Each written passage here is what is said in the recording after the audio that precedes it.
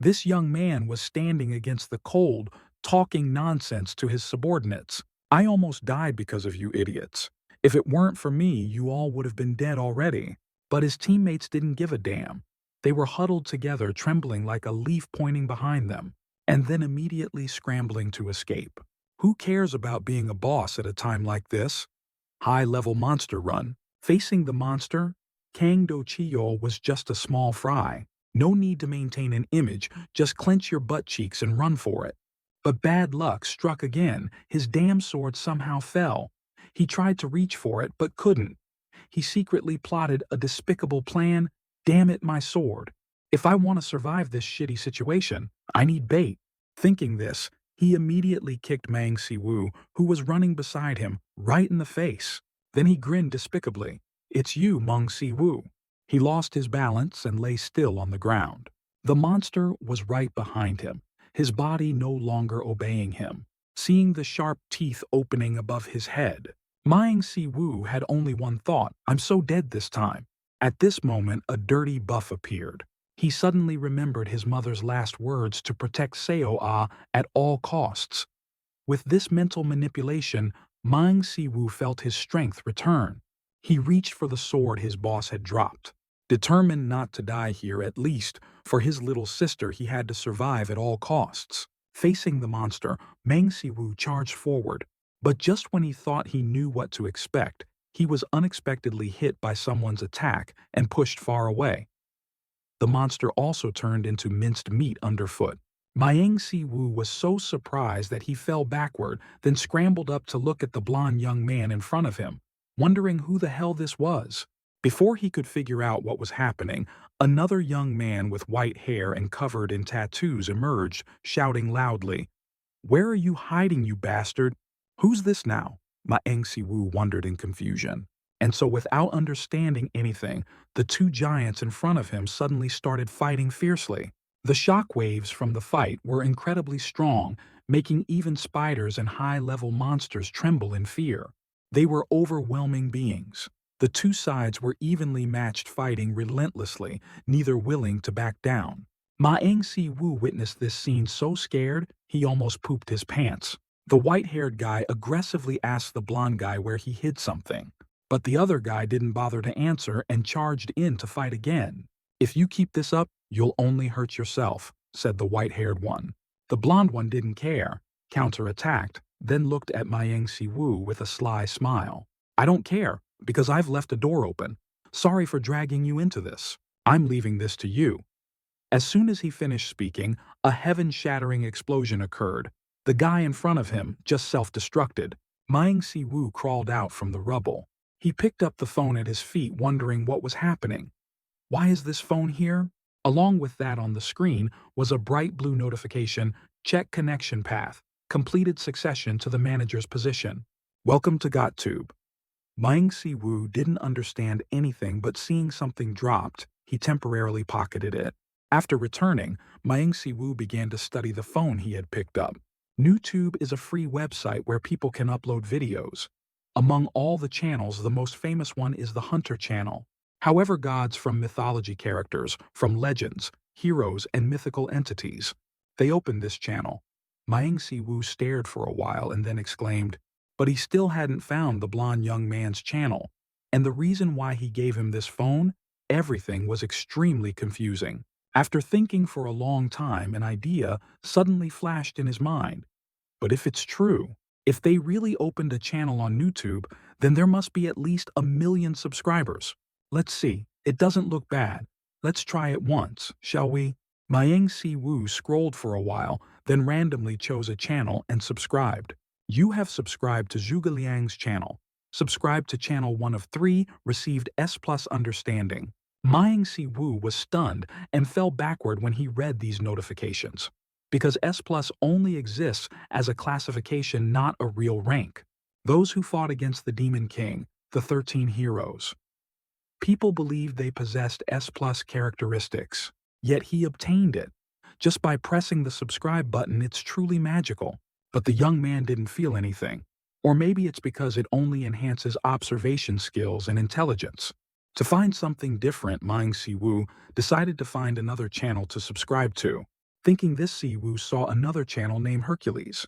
He felt that subscribing to this channel would make a difference, so he did it immediately. He quickly pressed the subscribe button, just like before a skill panel appeared in front of him. This time, it was SS rank strength. Siwoo's eyes widened in disbelief, and he unconsciously slammed the table. Siwoo's eyes widened in disbelief, and he unconsciously slammed the table. He couldn't help but be stunned. Did he really obtain an SS rank characteristic? While Siwoo was dazed, notification panels appeared again. Your current superhuman strength proficiency is 0.1%. Siwoo couldn't help but exclaim, "Oh God, I got an SS rank characteristic just by pressing subscribe." Bassier, he held his head in helplessness. I don't understand what is this got tube, but then another unexpected thing happened because of his thoughts. Siwoo's insight proficiency increased a little. He frowned reflexively. He had to reach 100% to fully obtain the characteristic. There's also Hercules' personal training. He was a bit curious and opened it to take a look. A group of strangely dressed people appeared on the screen. Then, the pillar in front of the house was pulled up just like pulling a nail. The person doing this was a man wearing a hat that covered his eyes. He spoke in a hearty voice. "That's right, it's wonderful." Saying this, he kicked something at his feet, pouted and said, "This Chen training dummy." As soon as he finished speaking, he smashed it without hesitation. Hercules raised the house pillar high, extremely excited, shouting, "Amazing!" After watching the video, Siwoo's eyes widened in amazement. What in the world? He unsubscribed without a second thought, feeling that if he followed this, he would go see King Yama immediately. He also understood why he only had one subscriber. He could never do that. But Siwoo had overthought it. He couldn't unsubscribe. Immediately, Hercules' cheerful voice came from the phone. "Hey, skinny boy, you can come anytime, but you can't leave." The more Siwoo listened, the more scared he became, trembling like a leaf. He quickly pressed the unsubscribe button. But unfortunately, it was hopeless. He was so angry he bit his lip. "I can't unsubscribe." And so Siwoo successfully subscribed to 2 out of 3 channels. Siwoo's terrifying night passed just like that. But the next morning he was bothered by another bastard. Seeing the name on the phone, he couldn't help but mutter suspiciously, "Why is this guy calling me?" The caller was Do Cheol. He asked him what he wanted. Do Cheol smirked slightly. "I thought you blocked me." Siwoo didn't want to hear him ramble, so he repeated his question. "I asked what you want." Do Cheol still maintained his arrogant dog-like attitude, pouting and asking, "You have nowhere to go, right?" The two went back and forth like that. Siwoo finally couldn't take it anymore and cursed directly. "What the hell?" Do Cheol, on the other hand, was like super glue, still talking. "Don't be so mean. We've always worked together." Siwoo didn't want to work with a son of a bitch like Do Cheol. He asked bluntly, "What do you want? Spit it out. I don't have much time." Making Du Cheol's face look as ugly as if he had eaten shit. He bit his lip fiercely, trying to suppress his anger, and asked in a low voice, "Well, SH Group wants to collaborate on a stream together. Do you want to join?" Hearing the name of this corporation, Siwoo couldn't help but be stunned. SH Group. This is the #1 financial company in Korea. Recently, the corporation's granddaughter awakened an S-rank hunter characteristic. Siwoo guessed they wanted to enter the hunter industry. At this moment, Du Cheol's unpleasant voice rang out again. "I guess they want to expand their business, so they want to see what this industry is like." He asked if it was SH Group and if he wanted to reconsider. Du Cheol really wanted to, but Siwoo said no. He bluntly refused. But he still didn't give up, saying he would pay him 5,001 per video. He was stunned after hearing that, hearing Siwoo's shocked voice on the other end of the line. Du Cheol became even more smug and said with a laugh, "Do you want to join yet?" Eoan. Siwoo thought for a moment, then smirked and said, "Still no." Du Cheol was a bit impatient, but he still didn't give up and continued to offer money in exchange. "Hey, this is 10 times more. This is a win-win deal, both sides benefit. So how much do you want?" "Buy?" If Do Cheol sincerely wanted to know, Siwoo was happy to answer. He wanted 50,000 gold. This number of his was an exorbitant price. Du Cheol couldn't afford it. He contemptuously shouted, "Are you crazy? Do you really think you're worth that much?" He thought Siwoo knew SH Group paid him a lot of money. Although it was a bit annoying, this conversation was actually beneficial and Siwoo's understanding skill increased a bit. He smiled happily, then continued, "Let me guess. Why does SH Group want to stream with you and not the S-rank hunters?" Hearing this, Do Cheol felt a little uneasy, but he stubbornly asked, "You guess?" Smiling faintly, Siwoo slowly said, "It's very clear." His granddaughter awakened two SS rank characteristics. Chairman Han Tyson of SH Group certainly wouldn't just sit and watch. He wants his granddaughter to learn the basics first. And what is the basic thing for a hunter? It's how to hunt monsters. The reason Duchiel's channel got 21,000 subscribers and could make money was all thanks to Siwoo's unique analytical ability. So the reason Chairman Tae-san chose him wasn't because of him, but because of Siwoo's knowledge. Du Xiao was trembling with anger at this point, proving Siwoo was right, but he still pursed his lips and said, 50,000 is still too much. Don't want to, Siwoo snorted coldly. These words made Do Cheol on the other end of the line start to tremble. He seemed to realize something bad was about to happen. Siwoo, on this side, had turned on the speakerphone declaring extremely clearly, "If you can't borrow money or something, find someone else." Saying this, he immediately laughed smugly. Finally, he got to put this dog in his place. It felt so refreshing. The next day after that conversation, although Do Cheol didn't want to, he finally agreed to go to a B-rank dungeon together. Siwoo was now in the superior position, asking extremely arrogantly, "When will you transfer the rest of the money to me?" Du Cheol replied dissatisfiedly, "I told you I'd transfer it when this is over. When is Han Chaejin arriving?" Ah, nah. As soon as he finished speaking, footsteps were heard from behind. Siwoo and Do Cheol immediately turned their heads to look. They only saw an elegant girl approaching, her physique extremely toned. She introduced herself coolly, "I am Han Chaejin, a participant in this raid. Let's depart." Siwoo was surprised by her beauty. This figure, this face only lacking a beauty queen's crown. But he knew it would be difficult to approach her. It's just that Siwoo didn't think much of it. Getting the money made him happy. He just needed to complete his own work. A moment later, their group had entered and immediately encountered a monster. Chaejin frowned at it, exclaiming in surprise, "It's a black troll." Du Cheol nodded slightly, starting to show off. "That monster is ranked B+. Among B-rank monsters, it has a recovery ability close to immortality. Those who don't know how to attack will die. He's good at talking. If Siwoo didn't say it, he wouldn't even know what rank it was." But Chaejin didn't know this either and listened silently to Do Cheol. The tactic everyone needs to know is to tear apart that black troll's corpse. Attack its heart and decapitate it until it can no longer recover. As soon as these words were spoken, he wanted to draw his sword and attack. Just one step too slow, Chaejin had already run ahead. She didn't hesitate to act. She leaped into the air in one step, striking a perfect pose. But her actions were very ferocious. Chaejin stabbed the monster's heart with one sword strike. At the same time, her other hand drew another sword, directly severing the monster's head. Her actions were extremely decisive, making the men on this side feel ashamed. Chaejin turned to look at the two, saying coolly, "Easy." Du Cheol only reacted then, hastily flattering as expected from an S-rank hunter. Unfortunately, our Miss Chaejin didn't listen to these words. She bluntly tore apart his fake demeanor. "Are you flattering me?" Siwoo, who was beside him, couldn't help but chuckle. He deserved it. But at this moment, he noticed the sword in Chaejin's hand surrounded by swirling dark energy. He hesitated and asked, "That must be Aurelian's weapon I heard about. How much is that?" Chaejin replied nonchalantly, "About 20 billion. This number was truly terrifying. Siwoo and Do Cheol were speechless. The way chaebols spend money, commoners like them can't afford it, truly can't afford it. Ignoring the 2 days people standing there, Chaejin continued to suggest. An hour later, squeezed into the dark dungeon. An hour later, squeezed into the dark dungeon. After a round of slashing, Chaejin stepped over a pool of blood. She slowly spoke. "I think I'm a little used to it now."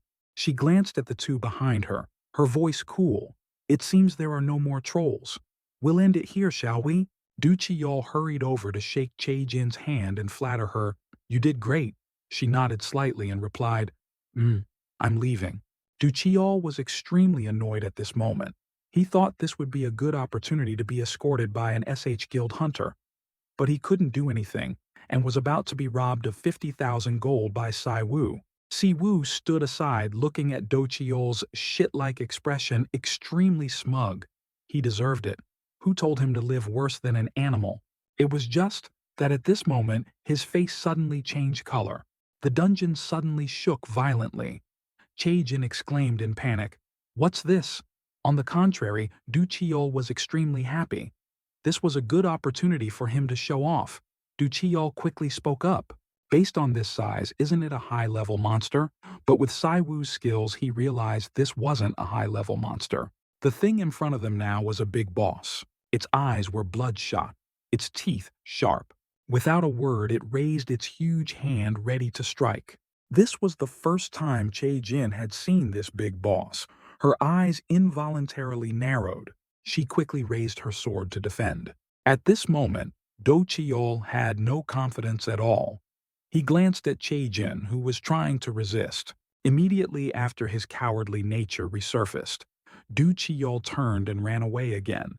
His subordinates were no exception, truly a bunch of cowards. At this moment, the boss growled again and swung its arm to attack Chae-jin. She quickly dodged to the side, and so Do Chiol's two accomplices were beaten. Du Chiol didn't even turn his head. Du Chiol ran straight away, ignoring SH Group and Chae-jin. He had to live first. Du Chiol fled for his life, not daring to stop even for a single step. But at this moment, Du Chiol suddenly stopped, because the giant boss was blocking his way. He couldn't stop trembling. He felt he was doomed. But just as the boss's arm grabbed him, Chae-jin rushed over and used her sword to block. It was just that in the end, its strength was too great. The arm slammed down on the ground, sending dirt and rocks flying everywhere. Chae-jin was also thrown far away because of this. Her body slammed hard onto the ground, causing her so much pain that she gritted her teeth. But the boss didn't give her time to catch her breath. It once again swung its claws at her. Seeing this scene, Chae-jin's expression immediately became serious. She had to dodge this move. Thinking of this, she quickly jumped to the side. Luckily, she dodged in time and took the opportunity to jump onto it. She continuously slashed with her sword, but unfortunately, it didn't cause any damage to it at all. But at this moment, the boss's eyes caught up with Chae-jin's speed. Beads of sweat immediately formed on her forehead. She stood there dazed like the Vong-pu rock, watching the boss's fist coming at her. The boss's hand curled up like a large rock, rushing towards her without hesitation. Luckily, Chae-jin came to her senses in time and used her fastest speed to dodge. But it had no intention of letting her go. That huge hand still came crashing down. In just a blink of an eye, this place was destroyed, dirt and rocks flying everywhere. Underneath that giant hand, Chae-jin was still trying to resist. Its hand was as heavy as Mount Tai. Her sword-wielding hand was gradually becoming numb. Si Wu was just observing from the outside at this moment, neither running nor attacking. He knew they couldn't defeat it. Even if it was Chae-jin, an S-rank hunter, she was just an inexperienced newcomer. She couldn't win. At this moment, a heaven-shattering explosion erupted.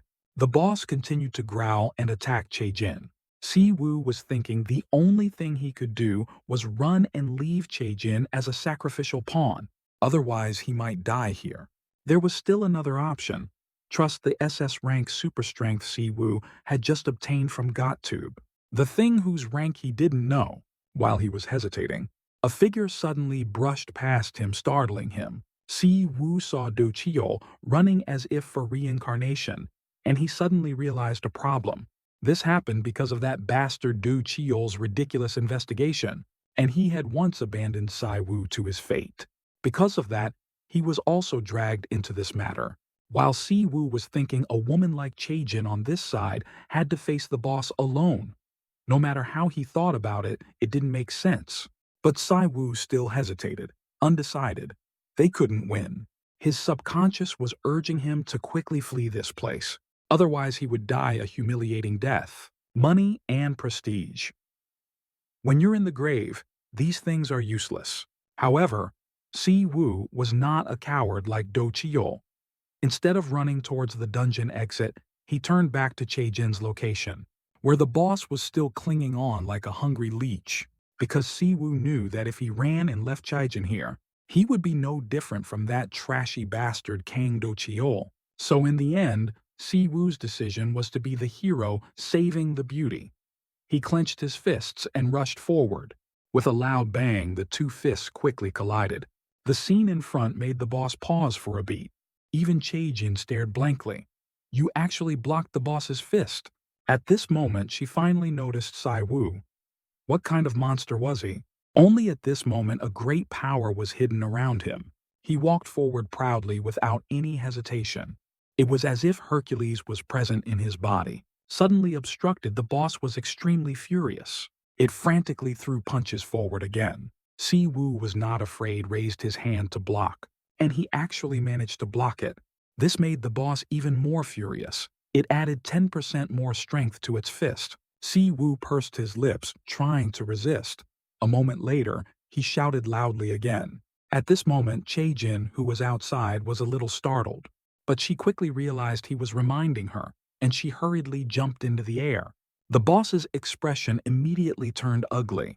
It didn't have time to defend, so Chaejin fiercely stabbed it in the chest with a sword.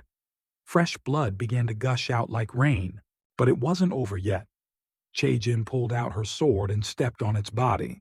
Her figure flashed like lightning as she climbed high. She only stopped when she reached its shoulder. The sword in her hand suddenly flashed. A powerful sword light slashed out in an instant, and the boss's head was severed from its neck, just like that. After Charon executed a beautiful move, she quickly landed on the ground. Si Wu looked up at the boss in front of him, muttering suspiciously, "Is it over?" But immediately he realized something was wrong. Many types of bosses can transform into a second form, so the transformation would happen naturally. Just as Si Wu predicted that boss was sent back by King Yama, its head quickly grew a new one. Moreover, it was surrounded by blood threads. He hurriedly shouted, "Dodge quickly!" Unfortunately, it was too late. He was fast, but the boss was faster. It had already grabbed Charon with its hand before she could react. Her body was tightly squeezed by it, making her scream in pain. Si Wu's mind raced. If Charon died, everything would end, but he couldn't do anything. If all the attributes he received from GodTube were real, even if they were weak now, and if they were his strength, he would find a way right. Thinking this, Si Wu did something that surprised the boss. He was seen using his body strength to cling to the boss's finger. He wanted to buy some time. Charon sensed the danger and quickly shouted, "Run quickly!" However, Si Wu still clung there, shouting loudly to remind her, "Aim for its heart." Hearing this, Charon struggled, pulling her hand free from the boss's grip. Her efforts paid off. She escaped and retrieved her sword. Charon glanced at Si Wu, nodded in understanding. "I get it." As soon as she finished speaking, she quickly rushed forward. Si Wu shouted loudly, "Just trust me, and go forward." The boss gritted its teeth, looking at the two of them. In its eyes, they were like insects that could be crushed instantly. But an insect like Si Wu could hold onto it tightly with his bare hands. His eyes were full of confidence at this moment. Charon on this side also didn't hesitate and ran over with her sword. She slashed the boss's arm with her sword. She glanced at it, a glint in her eyes. Taking this opportunity, Charon stabbed its heart with her sword. Fresh blood continuously poured out. At the same time, Si Wu was trying to hold on. He could only last for about another 0.5 seconds. There was no time to explain how to attack the boss. Thinking this, Si Wu could only rely on Charon's intelligence. He hurriedly shouted, "It has two hearts." Hearing this, Charon was startled and turned her head. While she was distracted, the boss swung its arm at her. She hurriedly dodged. Charon narrowed her eyes, looking at it, trying to determine where its second heart was. Si Wu hadn't misplaced his trust. She really found it. She quickly rushed over with her sword. Then without hesitation, she stabbed down. Fresh blood once again poured out like rain, but it wasn't over yet. Siwoo spoke again. Now stop and go die. As soon as he finished, he clenched his fist and charged. His strength was temporarily increased at this moment. Siwoo soared into the air with a beautiful posture. Mastering how to attack the boss, he didn't hesitate to charge at its left eye. His powerful fist quickly slammed down. The giant body of the boss exploded just like that, sending dirt and rocks flying everywhere. Charon behind quickly used her hand to shield her face. With such a big commotion, she thought they had won. Siwoo's body was now covered in blood, probably the boss's blood. But he didn't have much strength left, like a willow in the wind constantly swaying. Finally, he collapsed onto the ground, leaving the dungeon because Siwoo fainted right after Charon carried him out. When he opened his eyes again, Siwoo found himself in a hospital. Immediately after, a clear voice suddenly sounded, "Excuse me." Siwoo was slightly startled looking at the woman in front of him. He asked in confusion, "What are you doing here?" Charon looked at Siwoo like he was an idiot, pointed at the IV drip, pouted, and said, "Can't you see the IV machine? I brought you to the hospital because you were quite seriously injured. Your muscles were torn and your ribs were broken. How do you feel?" As she spoke, she moved closer to Siwoo, making him a bit embarrassed, and stepped back. But the more Siwoo retreated, the closer Charon got. She only stopped when his back was against the wall. What was more surprising was that she even reached out to pat Siwoo's head. He looked at her in confusion, a bit puzzled. Right at this moment, Charon spoke with concern. "It seems you've caught a bit of a cold." Saying this, she realized something and quickly said, "Come to think of it, we haven't introduced ourselves yet. What's your name?" Siwoo quickly regained his composure and introduced himself. But he thought, didn't she already know that if she brought him to the hospital, she would surely know his personal information? As if understanding Siwoo's thoughts, Charon slowly explained, "I have to confirm it myself." Siwoo couldn't help but be surprised. Could she read his thoughts or something? It said her S-rank attribute is a sixth sense, not some deceptive trait. While he was thinking, Charon spoke again. "You must be tired from just waking up, but I want to make you an offer." "An offer?" Siwoo didn't have time to think, frowning at her. Charon nodded slightly seriously, saying, "Do you want to join my team?" Siwoo couldn't help but be startled. "Your team? Is it because I fought the troll?" While he was hesitating, Charon made an extremely attractive offer. "What do you think about a salary of 1 billion won? Furthermore, she would negotiate the profit from monster items based on his contribution." This 1 billion figure was truly insane. At this moment, Charon continued to speak, "And I heard your sister has a blood disease. We will provide free care for your sister at SH's hospital." Hearing this, Siwoo immediately wavered. He might not do it for himself, but he had to for his sister. It had to be said, Charon's conditions were truly too tempting. Anyone would be moved by them. After a long silence, Siwoo seriously asked, "What do I have to do to be worthy of that price?" Charon calmly said, "Create strategies and deal with all the monsters she was preparing to hunt." This was her request. In the evening at the hospital, only Siwoo remained here. He tossed and turned in bed, unable to sleep. Because earlier, he had refused Charon's offer. Charon was a bit surprised, but she didn't force him. If he changed his mind, he could find her. Anyway, she still owed him one, and she would pay his sister's hospital bills.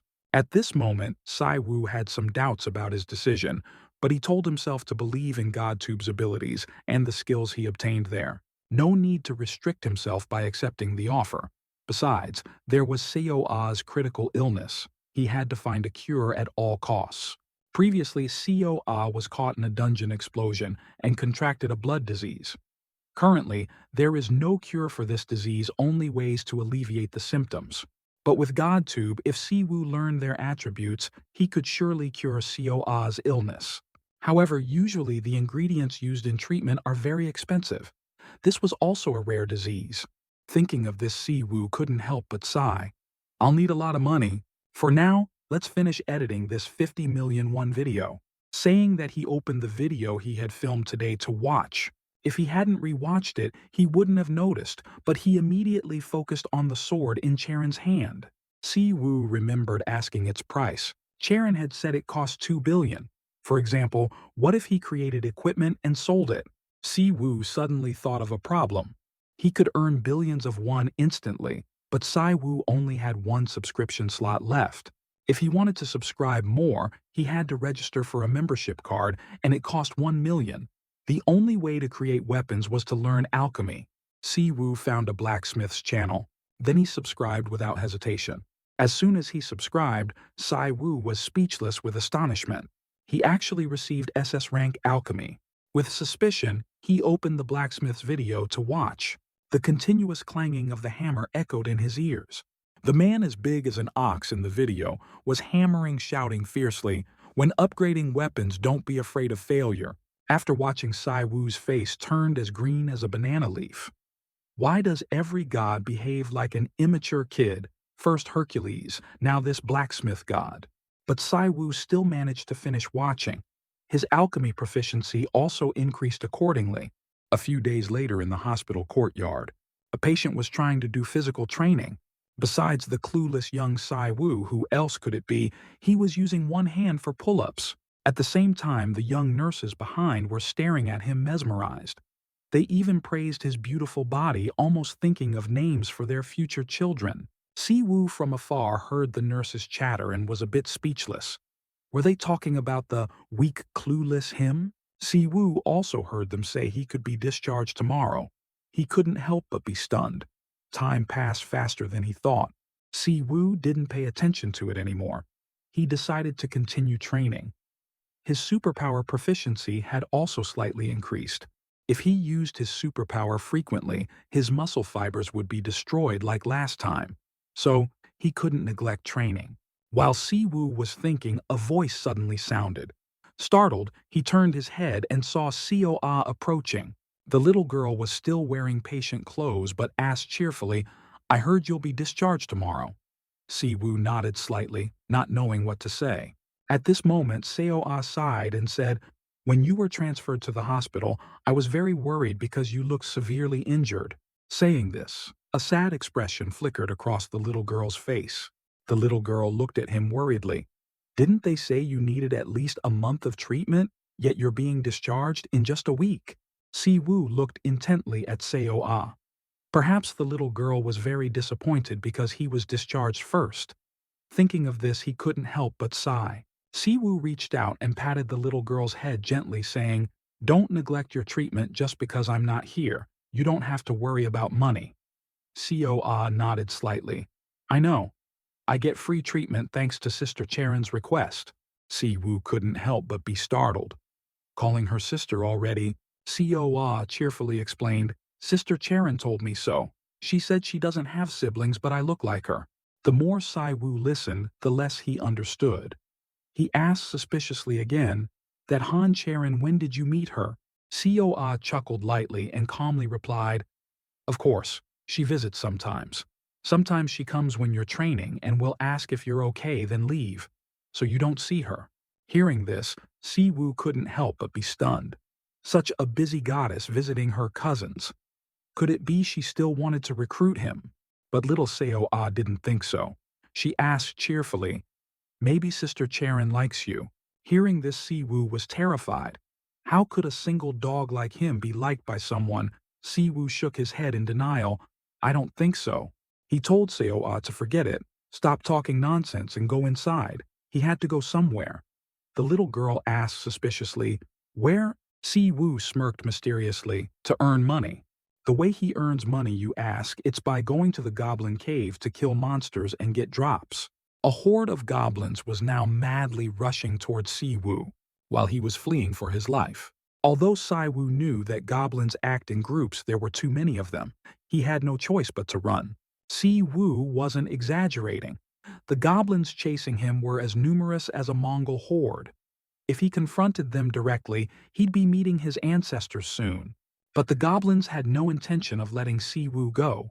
One with an axe ran towards him, wanting to hit him. Si-woo slightly bent down to dodge, then clenched his fist to fight back, trying his luck. But this one punch of his directly smashed the goblin. Fresh blood splattered everywhere. Si-woo couldn't help but be startled. "How did it explode? Am I that strong?" The goblins saw this, their faces pale with fear, as if they were about to be slaughtered. They trembled, none daring to advance. Taking advantage of their fear, Saiwu pressed his advantage. He cackled like a madman looking at the goblins. Those who didn't know might think he was a pervert. He raised his eyebrows with extreme confidence. Let's fight. A few hours later, at a forge not far from the city, Si Wu brought the goblins he had just caught from the dungeon to this place, threw them on the ground, and coolly said, "How much can you make with this pile?" The forge owner saw it and was horrified. "What are you doing? I told you to bring materials, not trash. Now I'll teach you how to smelt ore. Follow me." This person is the head of the alchemy clan, Co Palguang. This uncle spent his entire youth learning alchemy, and 20 years later, when he was 40, he was a talent and a passionate awakened being with an A-rank dexterity attribute. Si Wu stood aside watching the uncle work, completely mesmerized. A moment later, Palguang's hand movement stopped. The uncle handed him the hammer, suggesting, "I've shown you. Now it's your turn to try." Si Wu accepted without hesitation. Palguang watched his back from behind, lost in thought. Si Wu didn't ask the uncle to forge equipment or consider him an apprentice. Si Wu didn't even ask him to join the guild in exchange for a fee. He was the first person who wanted to borrow the uncle's workshop. Palguang allowed it because this uncle was curious about Si Wu's intentions. But the more he watched, the more disappointed he became. His way of holding the hammer was wrong, and he kept looking down at his phone. Palguang thought he watched a few YouTube videos and thought it was easy, but he wanted him to know it was wrong. But at this moment, his eyes instinctively narrowed. The scene in front truly stunned him. Time passed, and the forge echoed with the clanging of hammers. Suddenly, a seemingly very familiar guest appeared. This girl, acting as if she were at home, shouted loudly, "Uncle, I'm here." Palguang heard the sound, his face showing reluctance. "Is it Son?" She cheerfully nodded. "Of course. Besides this beautiful girl, who else would come to this scorching workshop?" Palguang told her to just have someone deliver it, but soon raised an eyebrow, smiled, and replied, "I'm working with the best blacksmith in Korea. I have to come myself." The uncle heard this and pouted. "Now you know how to flatter." Flatter soon wouldn't admit it even if beaten to death. She smiled smugly. "I am Kim Soon, representative of the Best Item Trading Company." Saying that, she put down the backpack on her shoulder and calmly said, "These are the materials I mentioned last time." As for the price, before she could finish, Palguang interrupted, "It's wrapped in cloth over there. Sharp swords, be careful." "It's wrapped in cloth over there. Sharp swords, be careful." But before she could finish, the hammering nearby made her tremble with anger. She looked in that direction with dissatisfaction and shouted, "Hey, can you be quiet? I'm talking." The one making the sound was Si Wu. He pouted and replied, "Got it." Only after scolding did Soon feel satisfied. She glanced at the pile of swords placed beside her, frowning suspiciously. "What is this idiot doing?" Thinking, she walked over, picked up a sword from the basket to look, then criticized, "You call this a weapon?" Palguang also walked over and asked, "What do you think?" Soon sneered without hesitation. "The sword is rough, its shape cracked. Who can use this?" Hearing this, Palguang involuntarily smiled mysteriously. "Is that so? But what if I told you it's made from goblin and kobold bones?" Someone looked at the uncle in surprise, unable to believe her ears. Palguang slowly added, "Furthermore, the worst materials, and this were made by a newbie apprentice today." Soon asked in astonishment, "You actually took an apprentice?" Palguang found it quite hard to explain this matter. The uncle had been observing Si Wu's alchemy, but to say it was his first time, even he couldn't believe it. Si Wu's hammering movements were extremely skillful. The more he did, the more precise it became, as if he had been doing it for a long time. Come to think of it, Palguang had never seen anyone make weapons from materials like these, and Si Wu had also refused to be his disciple. Hearing he refused made Sun even more surprised. She turned her head sharply to look at him, wanting to see what qualifications this guy who made such an ugly sword had to refuse Palguang. Si Wu basically paid no attention to them. He was still focused on forging weapons. Son stood aside, watching her eyes constantly darting around, seemingly having come up with an idea. A moment later, Saiwu successfully forged another weapon. A passable short sword was completed. Following that, his alchemy skill also slightly increased by a few points. But Siwoo's face was as black as the bottom of a pot. It seems I've created trash equipment. How can I dare to sell it? Hearing this, Soon walked over and asked, "Do you want to sell that sword?" Siwoo looked at her in confusion. Knowing he was suspicious, she quickly introduced herself. "My name is Kim Soon, representative of Soon Company." Siwoo frowned slightly. He had heard of this company before. This company focuses on the hunter industry and considers trust and reputation as its core. This company is also quite famous. Soun raised an eyebrow at him and said, "We are only interested in the best items in Korea, so if you want to sell it, I'm willing to buy." Hearing about money, Siwoo's eyes lit up. He was like a money-grubbing ghost. He asked cheerfully, "How much can you pay?" Soon looked for a moment and then quoted a price, 1 million each. After agreeing with Sun Siwoo started forging weapons. The slave to money in him went. Crazy catching monsters then went to the forge. Son was responsible for purchasing and reselling those weapons. A few days later, a piercing scream suddenly echoed in the quiet forge. Soon was extremely happy at this moment because her company had officially signed a contract with the SH Group. Siwoo winked at her, smiled, and said, "I did pretty well, right?" Soon excitedly nodded. "Not just pretty good. From meeting delivery quotas to the perfect quality of equipment, if it weren't for you, we would have been in big trouble." Saying this, she took Siwoo's hand and said gratefully, "It's all thanks to you. If you want anything, just say it. I'll do anything." Speaking of which, she hadn't transferred money to Siwoo yet. She took out her phone and performed a few simple operations, then told him to open his phone and look. Siwoo was a bit confused but still opened it to look. He saw his account balance had changed a bit. Siwoo hurriedly counted the numbers cheerfully, exclaiming, 2800, I got it." This number was less than he thought, but Son asked dissatisfyingly, "What 2800, which 2800? Check again." Siwoo was a bit surprised. "What's wrong? Did I misread it? Bakosta?" Indeed, he had really miscounted. It was over 200 million. A moment later, inside a room in the forge, Siwoo was sitting thoughtfully in one place, looking at his account, which had always only had 6 digits, yet after just a few days it had reached 9 digits. It was truly surreal. But having it was also good. He could register for GodTube membership to save COA. It cost 300 million won a month to subscribe to 3 Divine Doctor channels, Hua Tuo Hippocrates and Heo Jun. But in his current situation, he could only choose one of the 3. Siwoo sat there silently thinking about which Divine Doctor's channel to subscribe to. But after a long time, he still couldn't decide. Siwoo was a bit frustrated. So in the end, he could only close his eyes and choose randomly.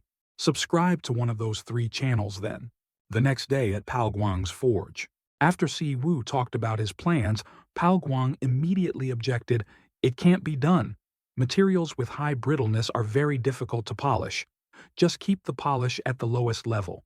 Just as the two were disagreeing, Soun cheerfully ran over, "I'm here." Palguang saw her, his expression even sadder. The uncle sighed and asked, "Why do you keep coming?" Soun pouted slightly and replied, "I came to see Siwoo, so what?" At this moment, Siwoo interrupted the two. "You're here, I was waiting for you." She said she could get what he needed. He handed Soun a piece of paper and asked, "Is it feasible to get these things?" Soun smiled, took the paper. "All right, of course." But as soon as she opened it to look, her confidence vanished. What mountain, fragrance glowing. Stone's tiger ear plant, 100-year-old ginseng, 100-year-old edelweiss gladitia, and many other things. Siwoo saw her reaction and asked with some concern, "Is it hard to find them?" Sowoon hesitated for a moment, then said, "I can find them, but it will be expensive."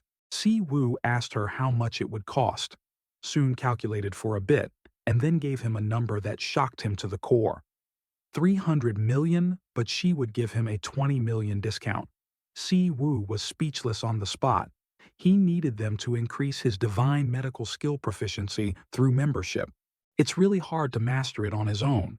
Without Son, Siwoo didn't know how to find herbs. While he was thinking, Son hesitantly asked again, "Should I find them?" Si Woo was on the verge of tears, nodding sadly. Yes. He received 280 million won from Soon, but he also had to pay her that amount, and he would lose 4 million won at the end of the month, and he would lose 4 million won at the end of the month. But even if he earned more from forging weapons, how could he earn 100 million won? Thinking of this, Saiwu sighed helplessly. But right at this moment, he suddenly had an idea. That's right, isn't there still GodTube? That afternoon, when people started to get off work sitting on the subway heading home, a young man who liked to surf the web in his free time was frowning because there was nothing to watch. But he stumbled upon a video with a strange title. Curious, he hesitated and opened it to watch. Immediately, the scene in the video appeared. A group of monsters was lying in a small pond. At this moment, a figure suddenly appeared. It looked like a person, but their shoes were a bit strange, like animal feet. This person was Saiwu wearing a disguise. He smiled triumphantly and said, "Do you know that hippos are not horses?" Watching this, the young man was a bit suspicious. What is this kid doing? Siwu was using his skills here, popularizing knowledge about hippos. These monsters look like hippos, but hippos are not in the horse family. The more the young man listened, the more confused he became. This was the first time someone had talked about this. Siwu said they actually belong to the cattle family. More precisely, they belong to the order Artiodactyla. Going deeper would give everyone a headache, so he didn't say more. Saying this, Siwu pulled out a red cloth. He raised an eyebrow, smiled, and said, "Let me show you how to conquer hippos. Make them interested in a red cloth. Cattle are not moved by the color red, but to make them interested." The young man's face was now as green as a banana leaf. This action of his was truly too strange. Only Saiwu was seen waving the red cloth in the air, the hippos in front originally lying still like corpses. But when they saw the red cloth, their eyes turned bloodshot. They madly rushed towards Saiwu. The hippo herd was as large as an army, making the ground constantly shake. But Saiwu showed no fear at all. He still stood there calmly, smirked, and said, "The second way to conquer hippos is to just beat them and catch them." Hearing this, the young man was immediately astonished. Is this his strategy? But they are as numerous as a Mongol horde. Can he catch them all by himself? And reality proved Siwu really charged up alone and caught them with his bare hands. There was no fear in his eyes, only extreme excitement. The hippo herd at this moment was also like they'd been injected with chicken blood, extremely aggressive. But with just one punch from Saiwu, a group of hippos in front was blown to pieces. Just a moment later, this place returned to tranquility. A proud figure stood there, but on the ground were hippo corpses piled up like a mountain. Siwu cheerfully smiled and said, "What do you think, easy, right?" The young man watching his video truly couldn't close his mouth, it was too shocking. But it wasn't over yet. Another hippo herd rushed to attack. Just like before, Saiwu threw just one punch and sent all of them flying. His fist was like a steel fist sweeping across the hippo herd in one go. Siwu easily defeated them barehanded without using any weapons. The more the young man watched, the more terrified he became. There were no more words to describe this video. Only after sending the hippo herd to meet their maker did Siwu end his video. Just a few minutes after uploading, his video attracted many comments from keyboard warriors. Everyone was interested in his way of hunting monsters. Seeing the online community's reaction, Siwu was extremely satisfied. Just as planned, this video could really help him earn money. In just a short time, his video got over 100,000 views. There were also many comments. The video really got attention. Siwu smirked triumphantly. It seems they liked the content of this video. This time, the public reacted well because of the power of media. He couldn't keep fighting low-level monsters forever. Siwu had to take advantage while it was popular. Because of high demand, he needed to increase the intensity of stimulation to maintain viewer interest. That was Siwu's expertise. After all, analyzing monsters and devising strategies was his job. Besides, Saiwu had one more thing to do. He had to forge weapons for Suun.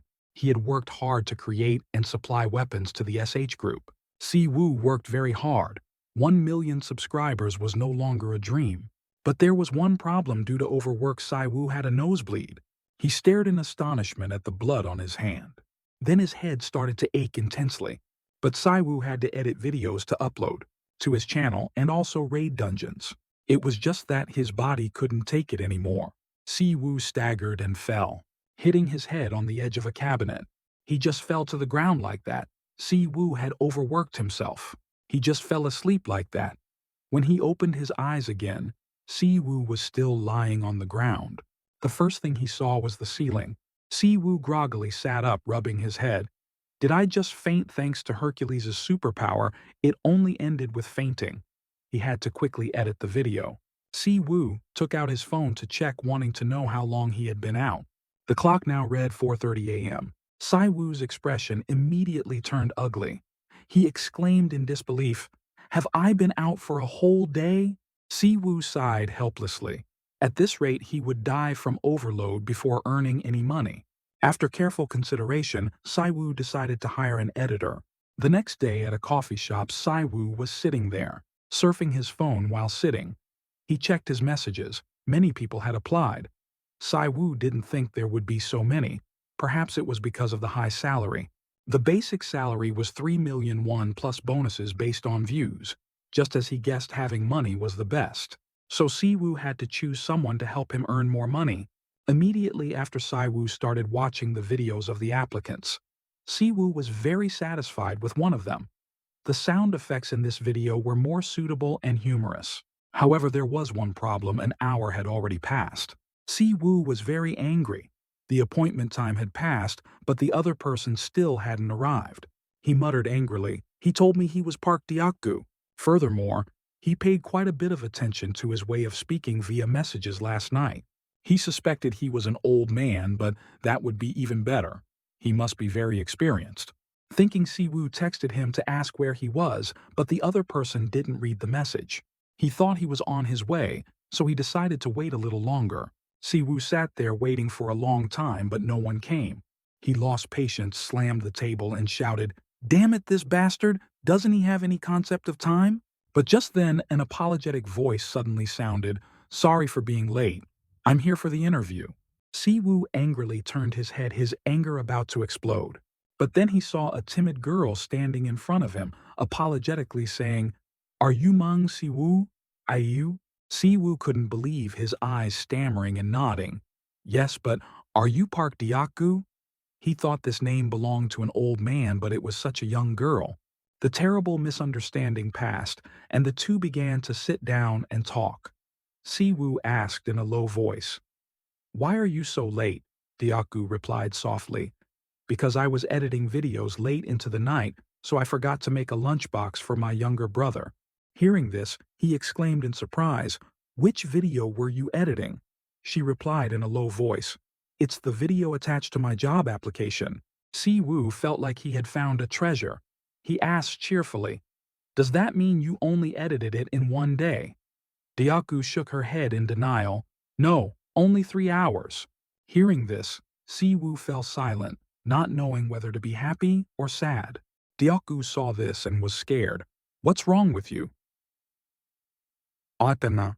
A moment later, Siwu called her name. She answered fearfully, thinking she wouldn't be hired because she was late. But Siwu cheerfully said, "When can you start working?" Diaku looked at him in surprise and asked, "Right now?" "Yes, indeed. You must hide this treasure well." He usually took 8 hours to edit a video, but she only took 3 hours. Too wonderful. Thinking, Siwu said in a low voice again, as in the announcement, at least 2 videos per week. Sometimes he uploaded 3 videos, but of course he would pay extra for overtime. Siwu extended his hand forward and said in a low voice, "From now on, I hope for your help, Miss Editor." Siwu was extremely happy. His money-making journey officially began. Diogu, upon being hired, bowed and said, "I will work very hard." But at this moment, the ground suddenly shook, causing her to hit her head on the table. Siwu looked outside, his eyes full of suspicion. What the hell is going on? People were now fleeing in chaos like lost chicks, their mouths constantly screaming, "Dungeon break!" After confirmation, it was a C-rank dungeon. Nearby residents had already begun to evacuate. Right at this moment, Siwu and Dayoku had run outside. Dayoku hurriedly suggested, "Boss, we should evacuate too." But Siwoo smiled and said, "You said you could start working right away, right?" She was immediately astonished. "What did you say, boss?" Only to see him smirk mysteriously. Immediately after he threw Dayaku a phone. "Take this and follow me." She took it in confusion, asking suspiciously, "Boss, where are we going?" Siwoo cheerfully replied, "Where do you think to earn money?" saying that he started running. Although Dayaku was confused, she still ran after him. He hurriedly reminded her to film. Dayaku stammered and raised her phone preparing to film. At the same time, the dungeon monsters rushed over. Their eyes were bloodshot with two sharp fangs terrifying everyone. Only Siwoo was not afraid. He charged forward alone. Siwoo threw a punch, instantly killing a monster. Then he smirked again and said, "Friends, please like and subscribe to the channel and turn on the notification bell too." As soon as he finished speaking, Siwoo continued to fight the monsters, beginning his money-making journey. A moment later, the dispatched awakened beings finally arrived. They started running around evacuating people to safety. However, a terrifying anomaly occurred. A monster's head suddenly flew towards them.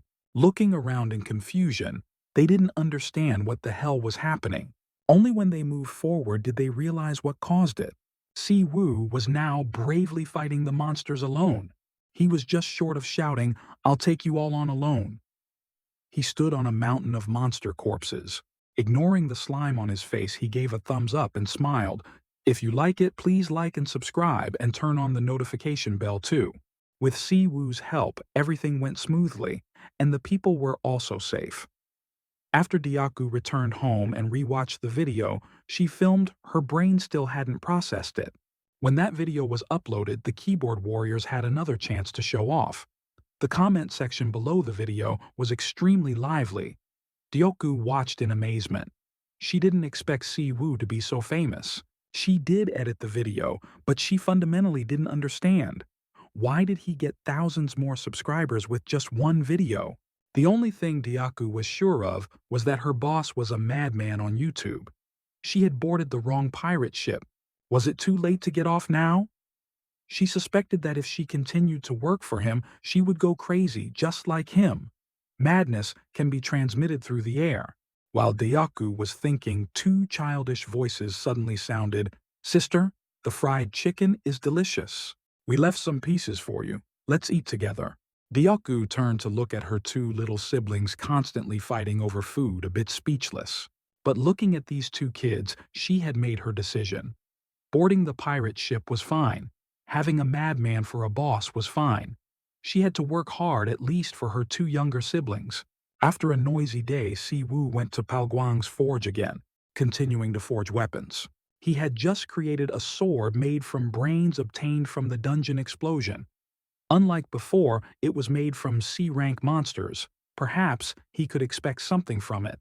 At the same time, Siwoo's alchemy proficiency had also increased. The system again notified that the equipment he made could be given away for free. Seeing these words, Siwoo couldn't help but sigh. But proficiency still increased by 1.4%. Based on how much it increased, that was an impressive number. Right at this moment, Sun and Palguang saw the sword in his hand. Their eyes immediately lit up. Palguang exclaimed in astonishment, "How can a newbie apprentice of less than a month create this?" Siwoo smirked slightly. "I still have many things to learn." Sowoon, with her occupational habit, hurriedly walked over and asked, "Do you want to sell this?" Siwoo nodded slightly and replied, "You know how to sell it at a good price, right?" Sowoon smiled without hesitation. "Just leave it to me. And you've been looking better lately," she said before. Siwoo was always tired. She thought he was a zombie, but now he looked more human. Siwoo felt this made a lot of sense.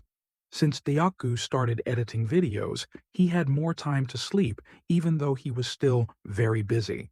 Although last time, after paying a lot of money, Siwoo realized he only had a little living expense left. But filming wasn't the editor's job. Siwoo should still pay her more. But thinking about Siwoo filming for that trash, Du Chiol before, he only paid a few coins. The more he thought, the angrier he got. Siwoo definitely wouldn't become a scoundrel like him. He acknowledged Dayaku's skills. She was very hardworking. Thinking, Siwoo looked at Son again and asked, "Right, what about the herbs I mentioned last time?" Only then did Soon remember this. She winked, smiled, and said, "Of course I've gathered enough. It was your first request." "Enough already, that's truly surprising," Si Woo exclaimed in disbelief. Soon playfully smiled and said, "Of course. Soon only trades the best items in Korea after all." Hearing this, Si Woo felt helpless and declined to comment. He asked suspiciously, "How much money?" Yi Soon calculated for a moment before speaking. "In total, it's over $212,440 won." Hearing this, Siwoo felt like he was struck by lightning. Soon understood well. She generously said, "Since this is your first request, I'll waive the odd amount, just take 200 million won from you."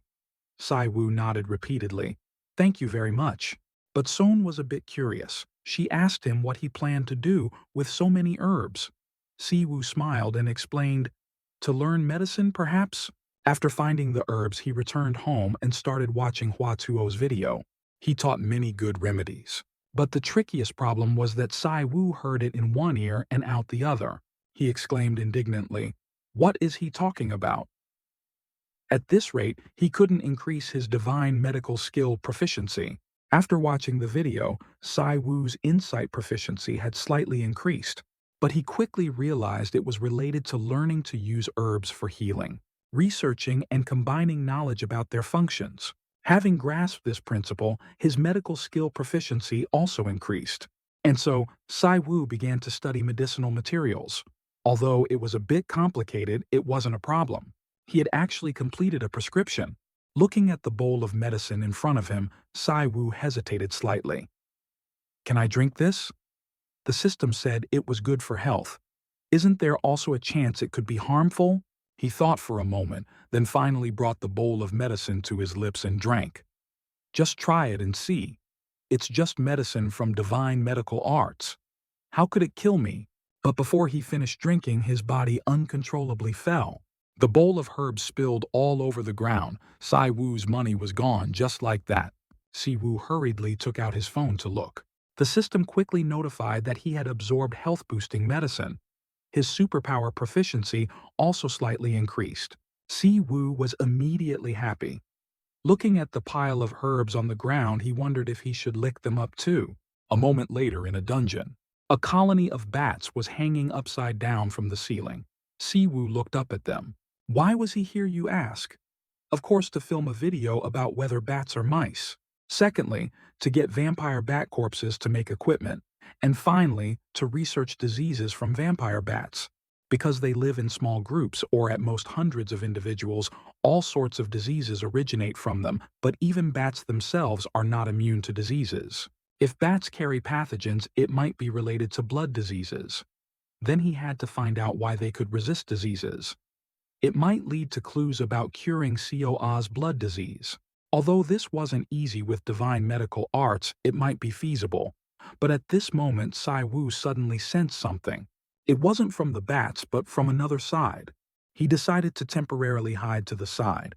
Indeed, a moment later, a group of people was approaching. Si Wu immediately recognized them.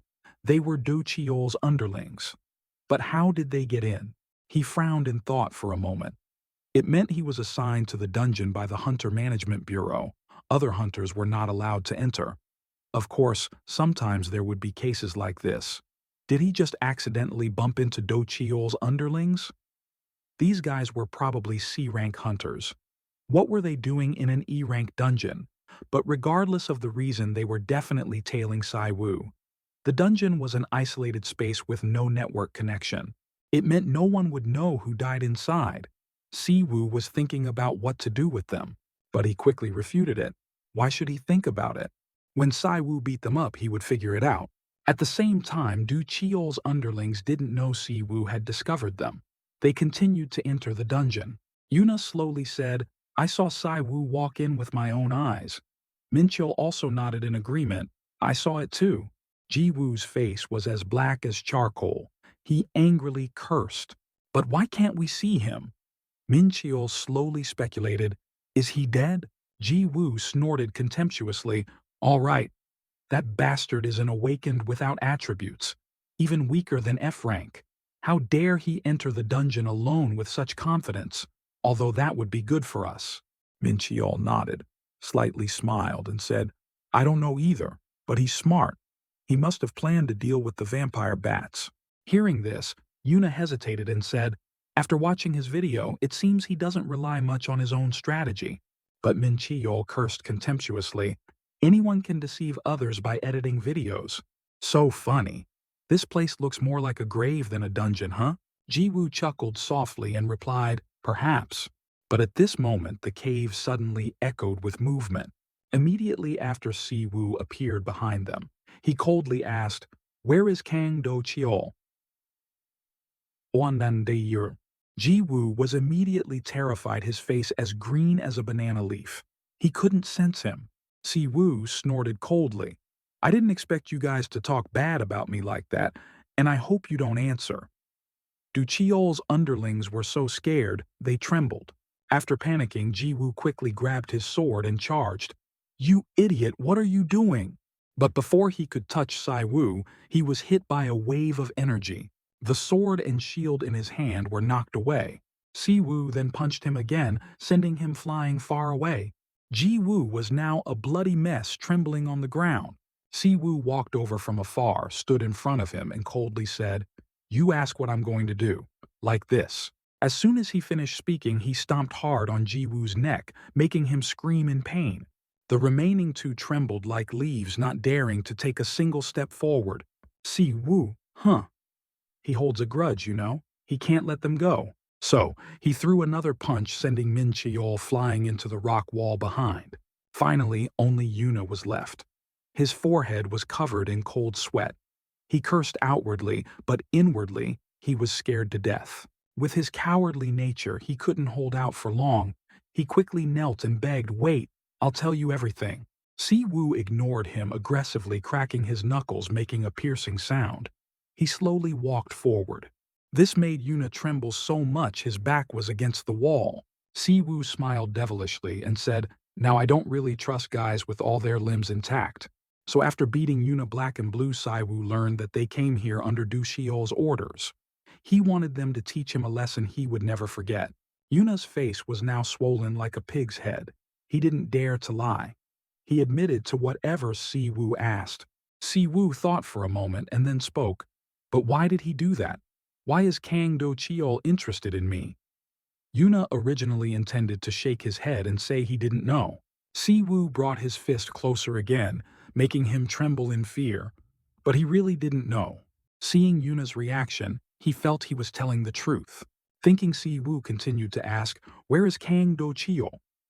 Hearing this, Yuna stammered, not knowing how to answer. Without waiting for him to finish, he looked at Jiwoo, and Min Cheol lying there snorted coldly. Forget it, this bunch is enough. Yuna was a bit suspicious. He asked in a low voice, aren't they already dead? Siwoo pouted and replied, I haven't killed them. Go tell Kang Do Cheol next time it'll be your turn. Saying that, he intended to turn and leave. But after taking just 2 steps, he turned back, grabbed Yuna's swollen face, and said maliciously, it's also hard for you to open your mouth and talk to him, huh? So Siwoo decided to beat him up some more. In the dark dungeon, piercing screams echoed continuously. Those who didn't know might think pigs were being slaughtered. A moment later, the 3 battered guys quickly returned. From the dungeon to find Do Cheol? Of course, Siwoo also followed. He showed his provocative face and greeted, Kang Do Cheol, long time no see. It's been a month, huh? Looking at Do Cheol's face as black as the bottom of a pot, the 3 underlings immediately panicked and explained, this is just a misunderstanding. Maeng Siwoo ordered us. We were forced. Yo. But at this moment, Siwoo put his arm around Yuna's shoulder, acting friendly, smiled, and said, your plan to lure Kang Do Cheol was good. Yuna was immediately terrified, waving his hand in denial. I was forced. But Siwoo, fearing things weren't chaotic enough, continued, your request to kill that dog Kang Do Cheol. Rest assured, I'll make it happen. Saying this, Yuna finally couldn't stand the stimulation anymore, hurriedly turned and fled. The other 2 were no exception, pulling up their pants and running, staying far away from this place to avoid trouble.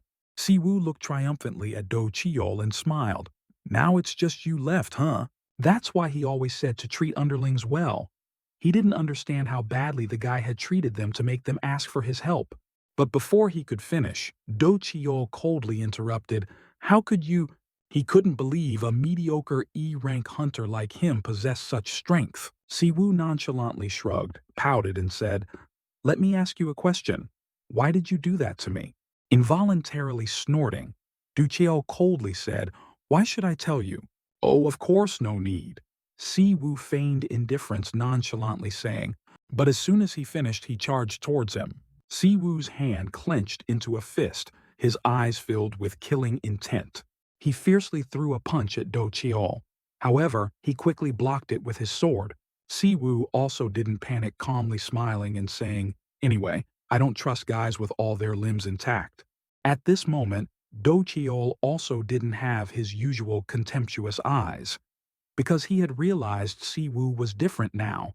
But anyway, he was still just an E-rank hunter. Thinking of this, his confidence returned a little. He quickly swung his sword to counterattack. Unfortunately, Siwoo's speed was much faster. No matter how Du Chiol attacked, he couldn't hit him. Siwoo retreated a few steps, smirking.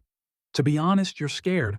One punch could completely break Du Chiol's sword, but it seemed Siwoo still lacked sword-blocking skills. Du Chiol's sword path was very fast but simple.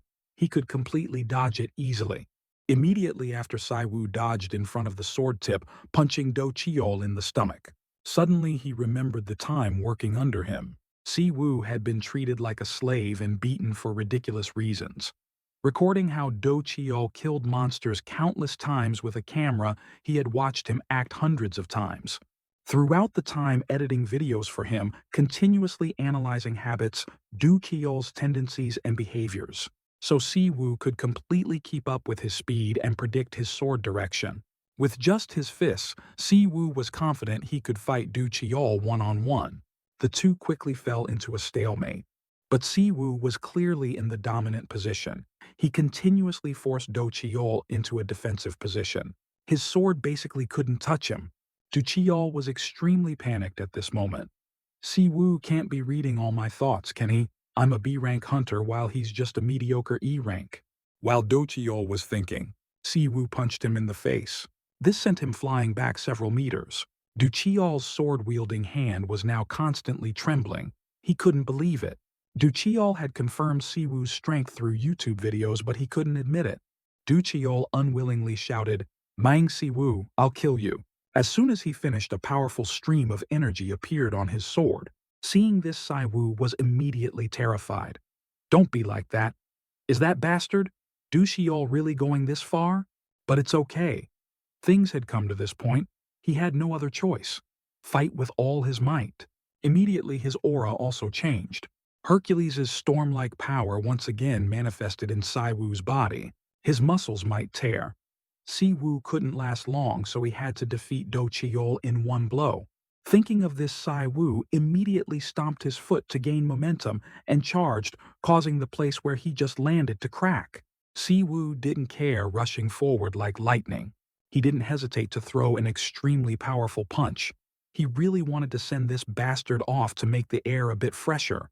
With a loud bang, the abandoned building complex erupted with a heaven-shattering explosion. In just an instant, it turned into ruins. The commotion was too loud, attracting the attention of the inspection team. The female superior ordered her people to confirm if anyone was still inside. Very quickly, they entered the ruins to search for people. Right at this moment, Siwoo also walked out from inside. Siwoo saw the crowd surrounding him and slowly walked over. The female superior, with a serious expression, walked up to him and asked, "Are you Mang Siwoo, right?" Siwoo nodded slightly and replied, "Yes."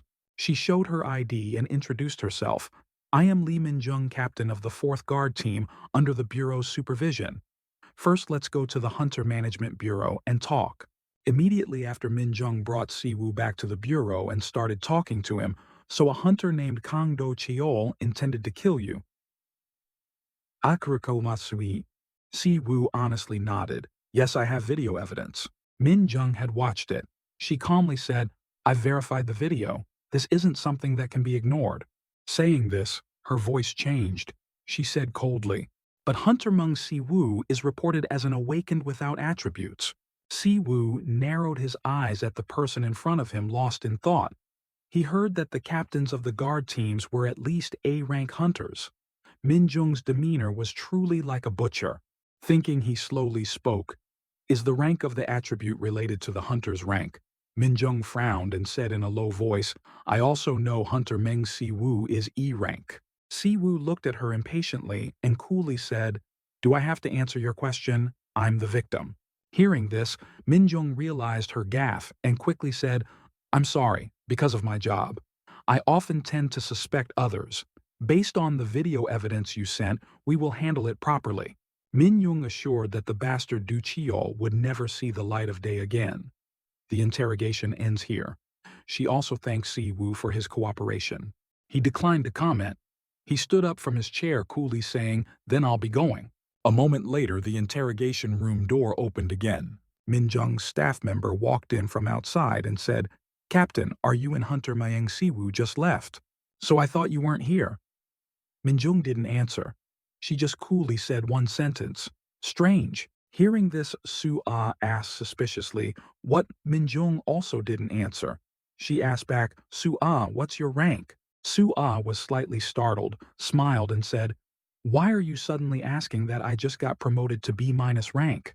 And right after that, Su-ah was knocked out by Minjung. Su-ah was suddenly beaten and lay on the ground, not understanding what was happening.